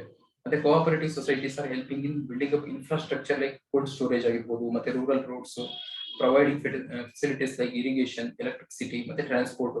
ನೋಡಿ, ಇನ್ಫ್ರಾಸ್ಟ್ರಕ್ಚರ್ ಅಲ್ಲಿ ಕೋಲ್ಡ್ ಸ್ಟೋರೇಜ್ ಅನ್ನೋದು ಇವೆಲ್ಲವೂ ಕೂಡ ರೈತರಿಗೆ ಸಂಬಂಧಪಡುವಂತದ್ದು. ಏನು ನಾವು ಶೀತಲ ಘಟಕ ಅಂತ ಕರಿತೀವಿ, ಕೋಲ್ಡ್ ಸ್ಟೋರೇಜ್. ಈಗ ದೇವನಹಳ್ಳಿ ಭಾಗದಲ್ಲಿ ಅಲ್ಲಿ ಹೆಚ್ಚಾಗಿ ಹೂವನ್ನ ಬೆಳಿತಾರೆ, ಮತ್ತೆ ಚಕ್ಕೋತ, ಈ ತರದ್ದು ಏನು ಪೆರಿಷಬಲ್ ಗೂಡ್ಸ್ ಹೋಗುವಂತದ್ದು ಬೇಗ, ಟೊಮ್ಯಾಟೊ ಆಗಿರ್ಬೋದು, ಮೀನು ಆಗಿರ್ಬೋದು, ಈ ರೀತಿಯಾದಂತವನ್ನ ನೀವು ಸಂಘಟನೆ ಮಾಡಕ್ಕೆ ಅವನ್ನ ಸ್ಟಾಕ್ ಮಾಡ್ಬೇಕಾಗುತ್ತೆ. ಅಥವಾ 2-3 ದಿವಸ ಒಳ್ಳೆ ರೇಟ್ ಸಿಗೋಕ್ಕೋಸ್ಕರ ನೀವು ಸ್ಟೋರ್ ಮಾಡ್ಬೇಕಾಗುತ್ತೆ. ಅಂತ ಸಮಯದಲ್ಲಿ ನಿಮಗೆ ಕೋಲ್ಡ್ ಸ್ಟೋರೇಜ್ ನ ಅವಶ್ಯಕತೆ ಇರುತ್ತೆ. ಇಲ್ಲ ಅಂತಂದ್ರೆ ನೀವು ಅಲ್ಲಿ 2-3 ದಿವಸ ಇಟ್ರೆ ನೀವು, ಅಥವಾ ಮಾರ್ಕೆಟ್ ಸಿಗೋವರೆಗೂ ನೀವು ನಿಮ್ಮ ಹತ್ರ ಏನು ಸರಕನ್ನ ನೀವು ಇಟ್ರೆ ಅವು ಕೊಳ್ತೋಗೋ ಸಂಭವ ಇದೆ. ಹಾಗಾಗಿ ಕೋಲ್ಡ್ ಸ್ಟೋರೇಜ್, ಶೀತಲ ಘಟಕಗಳು ರೈತರಿಗೆ ಅತಿ ಅವಶ್ಯಕವಾಗಿದೆ. ಈ ರೀತಿಯ ಶೀತಲ ಘಟಕಗಳನ್ನ ನೀವು ಸ್ಥಾಪನೆ ಮಾಡ್ಬೇಕು ಅಂದ್ರೆ ನಿಮ್ಗೆ ಹಣದ ಅವಶ್ಯಕತೆ ಇದೆ. ಸರ್ಕಾರವೂ ಕೂಡ ನೇರವಾಗಿ ಈ ತರ ಕೋಲ್ಡ್ ಸ್ಟೋರೇಜ್ ನ ಓಪನ್ ಮಾಡುತ್ತೆ. ಆದ್ರೆ ರೈತ ಸಂಘಟನೆಗಳು ಏನು FPO ಅಂತ ಕರಿತೀವಿ, ಫಾರ್ಮರ್ ಪ್ರೊಡಕ್ಷನ್ ಆರ್ಗನೈಸೇಷನ್ಸ್ ಏನಿದೆ, ಈ ರೀತಿಯ ಸಂಘಟನೆಗಳು ಈ ರೀತಿ ಬ್ಯಾಂಕ್ಗಳಿಗೆ, ಕೋಆಪರೇಟಿವ್ ಬ್ಯಾಂಕ್ಗಳಿಗೆ ಅರ್ಜಿ ಹಾಕಿದ್ರೆ ಅವರಿಗೆ ಸಾಲ ಸಿಗುತ್ತೆ. ಮತ್ತೆ ಇದರಲ್ಲಿ ಸಬ್ಸಿಡಿ ಕೂಡ ಸಿಗುತ್ತೆ. ಮತ್ತೆ ಗೌರ್ಮೆಂಟ್ ಪ್ರಾಜೆಕ್ಟ್ ಯಾವ್ದಾದ್ರು ಇತ್ತು ಅಂದ್ರೆ ಅದರಲ್ಲಿ ಈ ಬ್ಯಾಂಕ್ಗಳು ಸೇತುವೆಯಾಗಿ ರೈತರಿಗೂ ಮತ್ತೆ ಸರ್ಕಾರಕ್ಕೂ ಕೆಲಸ ಮಾಡುತ್ತೆ. ಮತ್ತೆ ರೂರಲ್ ರೋಡ್ಸ್ ಆಗಿರ್ಬೋದು, ಪ್ರೊವೈಡಿಂಗ್ ಫೆಸಿಲಿಟೀಸ್ ಲೈಕ್ ಇರಿಗೇಷನ್, ತುಂತುರು ಹನಿ ನೀರಾವರಿ, ಈ ತರ ಇರ್ಬೋದು. ಈ ರೀತಿ ಇರಿಗೇಷನ್ ಫೆಸಿಲಿಟೀಸ್ಗೆ ನಬಾರ್ಡ್ ಕಡೆಯಿಂದ ರೀಫೈನಾನ್ಸ್ ಆಗುತ್ತೆ. ನಾವು ಆಗ್ಲೇ ಮಾತಾಡಿರೋ ತರ ನಬಾರ್ಡ್ ಒಂದು ರೀಫೈನಾನ್ಸಿಂಗ್ ಬ್ಯಾಂಕ್. ಅದು ಇರಿಗೇಷನ್ಗೆ ಸರ್ಕಾರದಿಂದ ಅಂತ ಬರುವಂತ ದುಡ್ಡನ್ನ ಅಥವಾ RBI ಕೊಡುವಂತ ಸಾಲದ ಮೊತ್ತವನ್ನ ರೈತರಿಗೆ ತಲುಪಬೇಕಾಗುತ್ತೆ. ರೈತರಿಗೆ ನೇರವಾಗಿ ಕೊಡಕ್ ಆಗದೆ ಇರೋದ್ರಿಂದ ನಬಾರ್ಡ್ ತನ್ನ ಕೆಳಗೆ ಇರುವಂತ ಈ ಏನು ಸ್ಟೇಟ್ ಕೋಆಪರೇಟಿವ್ ಬ್ಯಾಂಕ್ ಇರುತ್ತಲ್ಲ, ಇದರ ಮೂಲಕ ಹಣವನ್ನ ರೈತರುಗಳಿಗೆ ತಲುಪುವ ಹಾಗೆ ಮಾಡುತ್ತೆ. ಅವು ಮುಖ್ಯವಾಗಿ ಇರಿಗೇಷನ್ ಇರ್ಬೋದು, ಮತ್ತೆ ಆ ಬೋರ್ವೆಲ್ ಗಳಿಗೆ ಎಲೆಕ್ಟ್ರಿಸಿಟಿ ಸಪ್ಲೈ ಇರ್ಬೋದು, ಮತ್ತೆ ಟ್ರಾನ್ಸ್ಪೋರ್ಟೇಷನ್, ಏನು ವೆಜಿಟೇಬಲ್ಸ್, ಇತರ ಪೆರಿಷಬಲ್ ಗೂಡ್ಸ್ ಇರುತ್ತಲ್ಲ, ಇದಕ್ಕೆ ಟ್ರಾನ್ಸ್ಪೋರ್ಟೇಷನ್ ಕೂಡ ಈ ಬ್ಯಾಂಕ್ಗಳು ಲೋನ್ ಕೊಡುತ್ತೆ. ಮತ್ತೆ it reduces bureaucratic intricacies, promoting unity and cohesion. ಅಂತಂದ್ರೆ ಇಲ್ಲಿ ರೆಡ್ಯೂಸ್ ದ ಬ್ಯೂರೋಕ್ರಾಟಿಕ್ಸ್. ನೋಡಿ, ನೀವು ಯಾವ್ದಾದ್ರು ಒಂದು ಶೆಡ್ಯೂಲ್ಡ್ ಬ್ಯಾಂಕ್ಗಳಿಗೆ, ಕಮರ್ಷಿಯಲ್ ಬ್ಯಾಂಕಿಗೆ ಹೋಯ್ತು ಅಂತ ನೀವು ಅಲ್ಲಿ ನೀವು ಮಾಡುವಂತ ನೀವು ಯಾವ್ದಕ್ಕೆ ಲೋನ್ ತಗೊಳ್ತೀರಾ ಅನ್ನೋದಕ್ಕೆ, ನೀವು ಈಗ ಉದಾಹರಣೆಗೆ ನಾನು ಹಸುವಿನ ಒಂದು ಡೈರಿ ಫಾರ್ಮ್ ಓಪನ್ ಮಾಡ್ತೀನಿ ಅಂತ ಹೇಳಿ ಕಮರ್ಷಿಯಲ್ ಬ್ಯಾಂಕಿಗೆ, ಶೆಡ್ಯೂಲ್ಡ್ ಬ್ಯಾಂಕ್ಗಳಿಗೆ ನೀವು ಹೋದಾಗ ಅವರು ಪ್ರೈವೇಟ್ ಬ್ಯಾಂಕಿಗೆ ಹೋದಾಗ ನೀವು ಮೊದಲು ನಿಮ್ ಪ್ರಾಜೆಕ್ಟ್ ನ ಅವರಿಗೆ ಎಕ್ಸ್ಪ್ಲೇನ್ ಮಾಡ್ಬೇಕಾಗುತ್ತೆ, ನೀವು ಪ್ರಾಜೆಕ್ಟ್ ರಿಪೋರ್ಟ್ ನ ಸಬ್ಮಿಟ್ ಮಾಡ್ಬೇಕಾಗುತ್ತೆ. ಅದಾದ್ಮೇಲೆ it will depend upon it's manager, ಅವನ್ ಬ್ರಾಂಚ್ ಮ್ಯಾನೇಜರ್ ಅದನ್ನ ನಿಮ್ಮ ಪ್ರಾಜೆಕ್ಟ್ ನ ಅವರಿಗೆ ಮನವರಿಕೆ ಆಯ್ತು, ನೀವು ಮಾಡೋಕೆ ಕೆಪಬಲ್ ಇದೀರಾ ಅನ್ನೋದಕ್ಕೆ, ಮೇಲೆ ನೀವು ಹೇಗೆಲ್ಲ ಮಾರಾಟ ಮಾಡ್ತೀರಾ ಅನ್ನೋದ್ರ ಬಗ್ಗೆ ಪೂರ್ತಿಯಾಗಿ ಅವರು ಫೀಲ್ಡ್ ಆಫೀಸರ್ಗೆ ಹೇಳಿ ಅವರು ಸ್ಪಾಟ್ ವಿಸಿಟ್ ನ ಮಾಡಿಸ್ತಾರೆ. ಅದಾದ ನಂತರ ನಿಮಗೆ ಲೋನ್ ಕೊಡ್ಬೇಕೋ ಬೇಡವಾ ಅನ್ನೋದನ್ನ ತೀರ್ಮಾನ ಮಾಡಿ ಆಮೇಲೆ ಕೊಡ್ತಾರೆ. ಇಷ್ಟೆಲ್ಲ ಗೊಂದಲಗಳು ಈ ಪ್ರೈವೇಟ್ ಬ್ಯಾಂಕ್ಗಳಲ್ಲಿ ಅಥವಾ ಕಮರ್ಷಿಯಲ್ ಬ್ಯಾಂಕ್ಗಳಲ್ಲಿ ಇರುತ್ತೆ. ಕಾರಣ ಅವರು ಬ್ಯಾಂಕ್ ನಡೆಸ್ತಿರೋ ಉದ್ದೇಶನೇ ಪ್ರಾಫಿಟ್ಗೋಸ್ಕರ ಇರುವಾಗ ಅವರಿಗೆ ನಿಮ್ಮ ಒಳ್ಳೇದು ಅಥವಾ ಕೆಟ್ಟದನ್ನ ಅವರು ಅಷ್ಟಾಗಿ ತಲೆ ಕೆಡಿಸ್ಕೊಳ್ಳಲ್ಲ. ಅವ್ರ ಮುಖ್ಯವಾದ ಉದ್ದೇಶ ಕಮರ್ಷಿಯಲ್ ಆಗಿರುತ್ತೆ, ಪ್ರಾಫಿಟ್ ಆಗಿರುತ್ತೆ. ಆದ್ರೆ ಈ ತರ ಈ ಸಹಕಾರಿ ಬ್ಯಾಂಕ್ಗಳಲ್ಲಿ ಅಥವಾ ಸಹಕಾರಿ ಸೊಸೈಟಿಗಳಲ್ಲಿ ಏನಾಗುತ್ತೆ, ಇಲ್ಲಿ ಅದೇ ಸಂಘಟನೆಯಲ್ಲಿರುವಂತಹ ಅಥವಾ ಅದೇ ಸಂಘದ ಸದಸ್ಯರನ್ನೇ ಅಲ್ಲಿ ಒಬ್ಬ ಯಾರೋ ಚೇರ್ಪರ್ಸನ್ ಆಗಿರ್ತಾನೆ, ಒಬ್ಬ MD ಆಗಿರ್ಬೋದು ಅಥವಾ ಡೆಪ್ಯೂಟಿ ಚೇರ್ಪರ್ಸನ್ ಇವರೇ ಇರ್ತಾರೆ. ಈ ರೀತಿಯ ಪ್ರಮುಖ ಸ್ಥಾನದಲ್ಲಿ ಇದೇ ಸಂಘಟನೆಯ ಸೇರಿದಂತಹ ಜನ ಇದ್ದಾಗ ಇಲ್ಲಿ ಬೇರೆಯವ್ರು ಯಾರಾದ್ರೂ ಇದೇ ಸಂಘಟನೆಯಲ್ಲಿ ಇನ್ನೊಬ್ಬನಿಗೆ ಹಣದ ಅವಶ್ಯಕತೆ ಸಾಲ ಬೇಕು ಅಂದಾಗ ಇವರು ನಿರಾಕರಿಸಲ್ಲ, ಇವರು ಸ್ಯಾಂಕ್ಷನ್ ಮಾಡ್ತಾರೆ. ಹಾಗಾಗಿ ಇದು it reduce the bureaucratic, it reduces promoting unity. ಹಾಗಾಗಿ ನನಗೆ ಸಾಲ ನಮ್ಮ ಸಂಘಟನೆಯಲ್ಲಿ ಸಿಗುತ್ತೆ ಅಂದಾಗ ನನಗೆ ಖುಷಿ ಆಗುತ್ತೆ, ಮತ್ತೆ ನಾನು ಆ ಸಂಘಟನೆಯ ಇನ್ನೂ ಹೆಚ್ಚಾಗಿ ನಾನು ಅದರಲ್ಲಿ ಪಾಲ್ಗೊಳ್ತೀನಿ, ಅದನ್ನ ಕಟ್ಟೋದಕ್ಕೆ ಪ್ರಯತ್ನ ಮಾಡ್ತೀನಿ. ಮತ್ತೆ ಇದು ಕೋಹೆಷನ್, ಇದು ಒಬ್ಬರಿಗೊಬ್ರು ಪರಸ್ಪರ ಹೊಂದಾಣಿಕೆ ಮಾಡುತ್ತೆ. ಇದು encourage the values of spirit of self help, democracy, equality and solidarity. ಇಲ್ಲಿರೋ ತರ ನಮ್ಮ ಸಂಘಟನೆಯಲ್ಲಿ ನಾವು ಇದ್ದಾಗ ಸೆಲ್ಫ್ ಹೆಲ್ಪ್, ನನಗೆ ಅವನು ಸಹಾಯ ಮಾಡಬೇಕು, ಇವರಿಗೆ ನಾನು ಸಹಾಯ ಮಾಡಬೇಕು, ಒಬ್ಬನಿಗಾಗಿ ಎಲ್ಲ ಎಲ್ಲರಿಗಾಗಿ ಒಬ್ಬ ಅನ್ನೋ ಕಾನ್ಸೆಪ್ಟ್ ಅಲ್ಲಿ. ಮತ್ತೆ ಡೆಮೋಕ್ರಸಿ, ಅಲ್ಲಿ ಚುನಾವಣೆಗಳು ನಡಿಬೇಕು, ಮೆಂಬರ್ಗಳು, ಬೋರ್ಡ್ ಸಂಖ್ಯೆ ಅಥವಾ ಬೋರ್ಡ್ ಮೆಂಬರ್ಗಳು ಇವರೆಲ್ಲರೂ ಬದಲಾಗ್ತಾ ಇರ್ಬೇಕು, ಮತ್ತೆ ಎಲ್ಲರಿಗೂ ಸಮಾನತೆ ಇರ್ಬೇಕು, ಎಲ್ಲರೂ ಜೊತೆಯಲ್ಲಿ ಇರ್ಬೇಕು ಇಲ್ಲಿ. ಹಾಗಾಗಿ ಇದು ಇಷ್ಟೆಲ್ಲ ನಾವು ಪಾಯಿಂಟ್ ಗಳನ್ನ ನೋಡೋದ್ರಿಂದ ಏನು ಸಹಕಾರಿ ಸಂಘಟನೆಗಳು ಯಾವ ರೀತಿ ಕೆಲಸ ಮಾಡ್ತವೆ, ಇದು ಎಷ್ಟು ದೇಶಕ್ಕೆ ಅವಶ್ಯಕತೆ ಅನ್ನೋದನ್ನ ನಾವು ಇಲ್ಲಿ ಗಮನಿಸಬಹುದು. ಹಾಗೆ ಇದರಲ್ಲಿ ಇರುವಂತಹ ಸಮಸ್ಯೆಗಳು ಏನು ನಾವು ಎದುರಿಸ್ತಾ ಇದ್ದೀವಿ, ಚಾಲೆಂಜಿಂಗ್ಸ್ ಅಲ್ಲಿ ನೋಡೋದ್ರೆ ನಾವು ಇನ್ಅಡೆಕ್ವಸಿಸ್ ಇನ್ ಗವರ್ನೆನ್ಸ್, ಆಡಳಿತದ ಪದ್ಧತಿಯಲ್ಲಿ ಇಲ್ಲಿ ಅಷ್ಟಾಗಿ ಪರಿಣಾಮಕಾರಿಯಾಗಿ ಇಲ್ಲ ಇಲ್ಲಿ. ಯಾಕೆ ಅಂತಂದ್ರೆ ಕಮರ್ಷಿಯಲ್ ಬ್ಯಾಂಕ್ಗಳಲ್ಲಿ ಒಂದು ಸ್ಟ್ರಾಟಾ ಇರುತ್ತೆ, ಅದು ಒಂದು ಹಂತಗಳಲ್ಲಿ ಅವರು ಅಧಿಕಾರನ ಚಲಾಯಿಸ್ತಿರ್ತಾರೆ, ಮತ್ತೆ ಅಧಿಕಾರಿಗಳಿಂದ ಅವರು ಅಷ್ಟೇ ರೀತಿ ಕೆಲಸ ತೆಗಿತಾರೆ. ಇಲ್ಲಿ ನಮ್ಮದೇ ಸದಸ್ಯರು ನಮ್ಮವರೇ ಎಲ್ಲ ಇದ್ದಾಗ ಇಲ್ಲಿ ಗವರ್ನೆನ್ಸ್ಗೆ ನಾವು can't expect that much level of governance year. ಏನ್ ನಾವು ಇಲ್ಲಿ ಪ್ರೈವೇಟ್ ಸೆಕ್ಟರ್ ಗಳಲ್ಲಿ ನೋಡ್ತೀವಲ್ಲ ಆ ರೀತಿಯ ಒಂದು ಆಡಳಿತವನ್ನು ನಾವು ಇಲ್ಲಿ ನಿರೀಕ್ಷಣೆ ಮಾಡಕ್ಕೆ ಸಾಧ್ಯ ಆಗ್ತಾ ಇಲ್ಲ. ಮತ್ತೆ lack of efforts for the capital information. ಈಗ ನೋಡಿ ಪ್ರೈವೇಟ್ ಬ್ಯಾಂಕ್ಗಳು ಅಥವಾ ಕಮರ್ಷಿಯಲ್ ಬ್ಯಾಂಕ್ಗಳು ಅವರು ಬಡ್ಡಿ ಕೊಡೋಕ್ ಮುಂಚೆ ಅಥವಾ ಸಾಲ ಕೊಡೋದಕ್ ಮುಂಚೆ ತುಂಬಾ ಯೋಚನೆ ಮಾಡಿರ್ತಾರೆ. ಆಮೇಲೆ ಕಮರ್ಷಿಯಲ್ ಆಕ್ಟಿವಿಟೀಸ್ಗೆ ನೀವು ಏನ್ ಮಾಡ್ತೀರಾ ಅನ್ನೋದನ್ನ ಕೂಲಂಕುಷವಾಗಿ ನಿಮ್ಮ ಪ್ರಾಜೆಕ್ಟ್ ರಿಪೋರ್ಟ್, ನಿಮ್ಮ ವರದಿನ ನೋಡಿ ಅವರು ಮಾತಾಡ್ತಾರೆ. ಮತ್ತೆ ಅದರಿಂದ ಅವ್ರಿಗೆ ಕ್ಯಾಪಿಟಲ್ ಫಾರ್ಮೇಶನ್ ಅವ್ರಿಗೆ ಚೆನ್ನಾಗಿರುತ್ತೆ, ಅಂದ್ರೆ ಮೂಲ ಬಂಡವಾಳದ ಅಮೌಂಟ್ ಏನಿರುತ್ತೆ ಅದನ್ನ ಅವರು ರಿಕವರಿ ಮಾಡ್ತಾರೆ. ಹಾಗಾಗಿ ಅವರ ವ್ಯವಸ್ಥೆಯಲ್ಲಿ ಕ್ಯಾಪಿಟಲ್ ಫಾರ್ಮೇಶನ್ ಚೆನ್ನಾಗಿರುತ್ತೆ. ಆದ್ರೆ ಇಲ್ಲಿ ಸರ್ಕಾರ ಕೊಡುವಂತ ದುಡ್ಡನ್ನ ಅಥವಾ ನಬಾರ್ಡ್ ಕೊಡುವಂತ ದುಡ್ಡನ್ನ ಅಥವಾ ಕೇಂದ್ರ ಸರ್ಕಾರದಿಂದ ಬರುವಂತದ್ದು ಅಥವಾ ವರ್ಲ್ಡ್ ಬ್ಯಾಂಕ್ ಇಂದ ಬರುವಂತ ಹಣಕ್ಕೆ ನಿರೀಕ್ಷಣೆ ಹೆಚ್ಚಾಗಿರುತ್ತೆ ಇಲ್ಲಿ. ಯಾಕಂತಂದ್ರೆ ಮೊದಲೇ ಹೇಳಿರೋ ತರ ಇಲ್ಲಿ ಗವರ್ನೆನ್ಸ್ ವೀಕ್ ಆಗಿರುವಾಗ ಕ್ಯಾಪಿಟಲ್ ಫಾರ್ಮೇಶನ್ ಬಗ್ಗೆ ಯೋಚನೆ ಮಾಡಲ್ಲ ಯಾರನ್ನು. ಯಾಕೆ ಅಂತಂದ್ರೆ ಇದು ಇಲ್ಲಿರುವಂತ ಪರ್ಫಾರ್ಮೆನ್ಸ್ ನೋಡ್ತಾರೆ. ಇಲ್ಲಿ ಕಮರ್ಷಿಯಲ್ ಬ್ಯಾಂಕ್ಗಳಲ್ಲಿ ಮ್ಯಾನೇಜರ್ ಚೆನ್ನಾಗಿ ಕೆಲಸ ಮಾಡಿದ್ರೆ, ರಿಕವರಿ ಚೆನ್ನಾಗಿ ಮಾಡಿದ್ರೆ, NPA ಡೌನ್ ಮಾಡಿದ್ರೆ, ಆ ರೀತಿ ಇದ್ರೆ ಅವರಿಗೆ ಪ್ರಶಂಸೆಗೆ ಒಳಗಾಗ್ತಾರೆ. ಇವ್ರಿಗೆ ಮತ್ತೆ ಬೇರೆ ಟ್ರಾನ್ಸ್ಫರ್ ಅಥವಾ ಉನ್ನತ ಇದೇನೋ ಇಲ್ಲೇನೋ ಇರುತ್ತೆ. ಆದ್ರೆ ಇಲ್ಲಿ ಯಾವುದೇ ರೀತಿ ಆತರ ಇರಲ್ಲ. ಇಲ್ಲಿ ತಾನು ಅಧಿಕಾರದಲ್ಲಿ ಇರೋವರೆಗೂ ಮಾತ್ರ ಈ ಬ್ಯಾಂಕ್ ಇವನ ಕಂಟ್ರೋಲ್ ಅಲ್ಲಿ ಇರುತ್ತೆ. ಇವನು ಬಿಟ್ಟ ನಂತರ 5 ವರ್ಷದ ನಂತರ ಚುನಾವಣೆ ನಡಿಬೇಕಾಗುತ್ತೆ. 5 ವರ್ಷದ ನಂತರ ಈತ ಏನಾದ್ರು ಸೋತೋದ ಅಂತಂದ್ರೆ ಈ ಬ್ಯಾಂಕಿಗೆ ಇನ್ನೊಬ್ಬ ಬರ್ತಾನೆ, ಆತನು ಕೂಡ ಎಕ್ಸ್ಪ್ಲೈಟ್ ಮಾಡಕ್ಕೆ ಶುರು ಮಾಡ್ತಾನೆ ಇಲ್ಲಿ.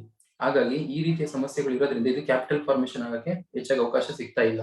ಮತ್ತೆ ಲ್ಯಾಕ್ ಆಫ್ ಕಾಸ್ಟ್ ಕಾಂಪಿಟೇಟಿವ್ನೆಸ್. ಹೇಗೆ ಕಮರ್ಷಿಯಲ್ ಬ್ಯಾಂಕ್ಗಳು HDFC ಇಲ್ಲಿದ್ರೆ ಇನ್ನೊಂದು ಇಲ್ಲಿ ಯಾವ್ದು IDBI ಇರುತ್ತೆ. ಈ ಬ್ಯಾಂಕ್ಗಳು ಅತಿ ಕಡಿಮೆ ಬಡ್ಡಿ ದರಕ್ಕೆ ನಾನ್ ಸಾಲ ಕೊಡ್ತೀನಿ ಅಥವಾ ನೀವು ಅಕೌಂಟ್ ನಮ್ಮದು ಓಪನ್ ಮಾಡಿ ನಿಮ್ಗೆ ಝೀರೋ ಬ್ಯಾಲೆನ್ಸ್ ಅಕೌಂಟ್ ನಾವು ಮಾಡ್ಕೊಡ್ತೀವಿ, ನಿಮ್ಗೆ ಡೆಬಿಟ್ ಕಾರ್ಡ್ ಕೊಡ್ತೀವಿ ಫ್ರೀಯಾಗಿ, ATM ಇಲ್ಲಿದೆ ನಮ್ದು.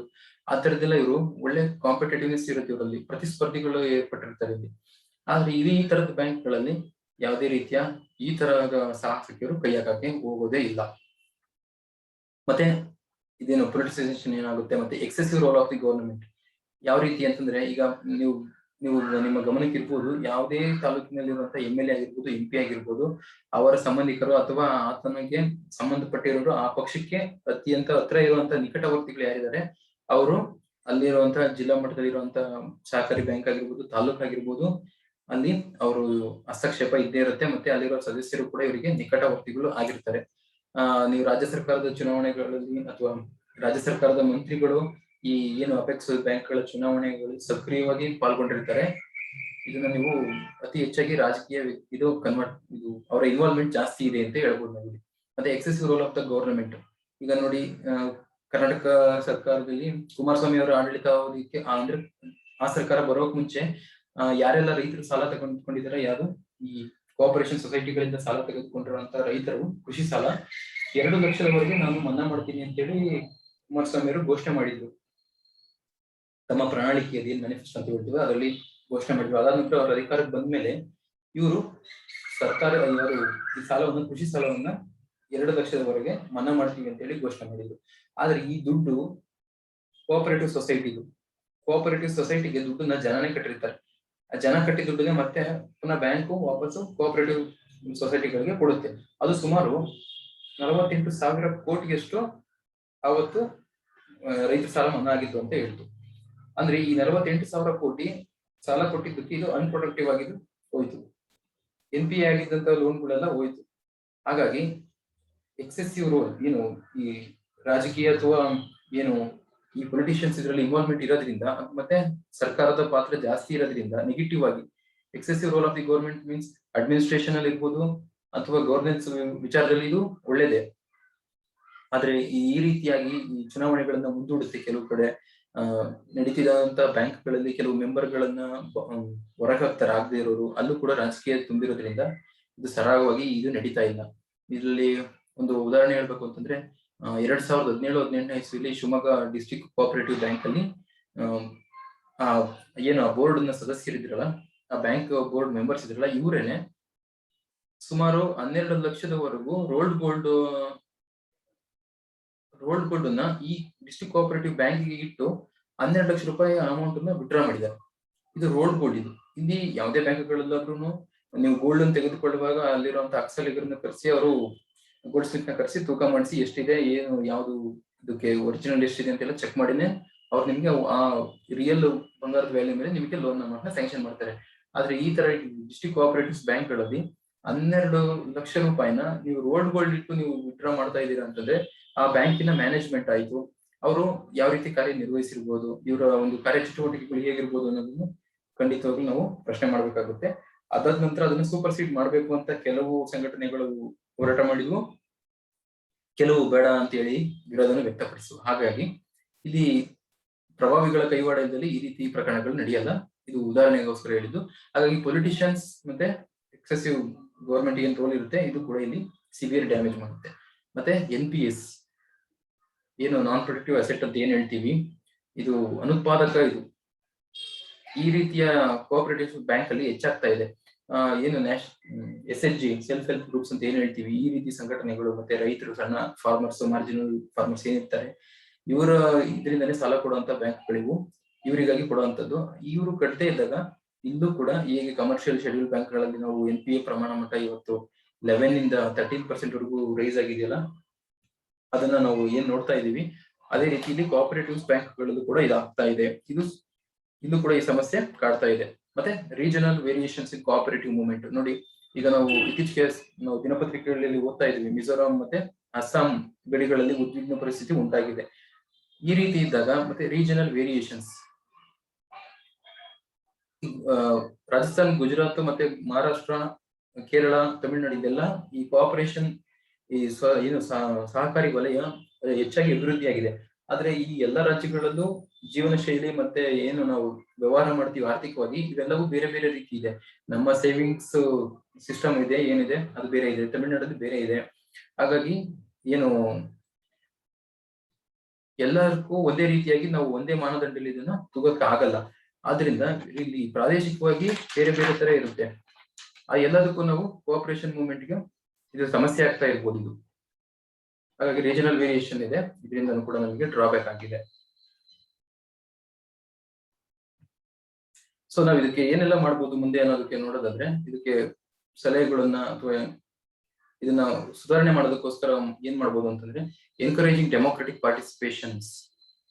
ಇಲ್ಲಿ ಆದಷ್ಟು ಸರ್ಕಾರಗಳ ಹಿಡಿತದಿಂದ ಇದನ್ನ ತಪ್ಪಿಸ್ಬೇಕು, ಮತ್ತೆ ಡೆಮೋಕ್ರೆಟಿಕ್ ಪಾರ್ಟಿಸಿಪೇಷನ್ ಇರ್ಬೇಕು. ಇಲ್ಲಿ ಎಲ್ಲರ ಒಂದು ಪ್ರಜಾಪ್ರಭುತ್ವ ವ್ಯವಸ್ಥೆಯ ಮಾದರಿಯಲ್ಲಿ ಸಮಾನತೆ ಇರಬೇಕು, ಮತ್ತೆ ಈಕ್ವಲ್ ವಾಯ್ಸ್, ಈಕ್ವಾಲಿಟಿ ಇರಬೇಕು, ಮತ್ತೆ ಅವರ ಒಪಿನಿಯನ್ ಅನ್ನ ಕೇಳೋ ತರ ಇರಬೇಕು.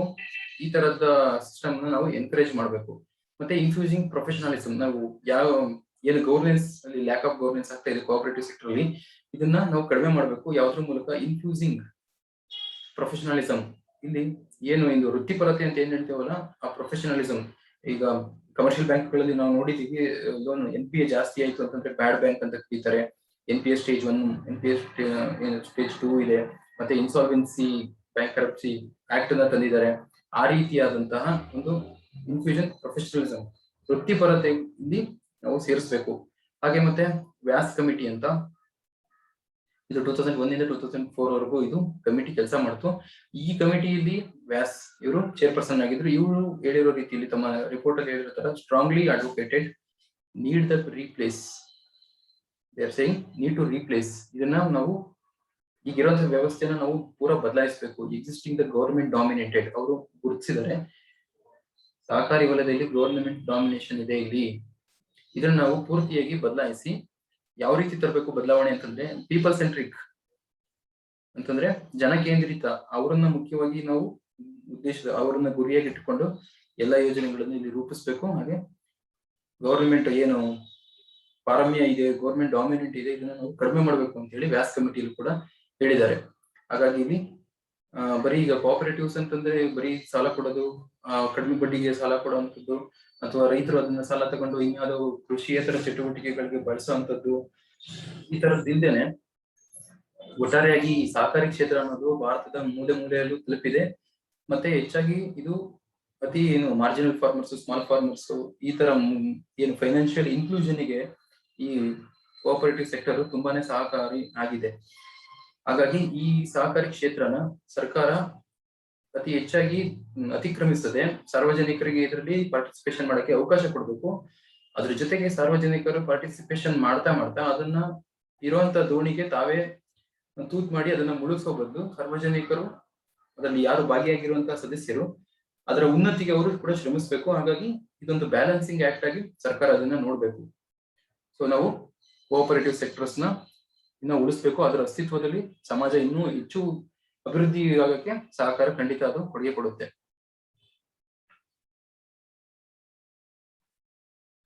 Thank you all.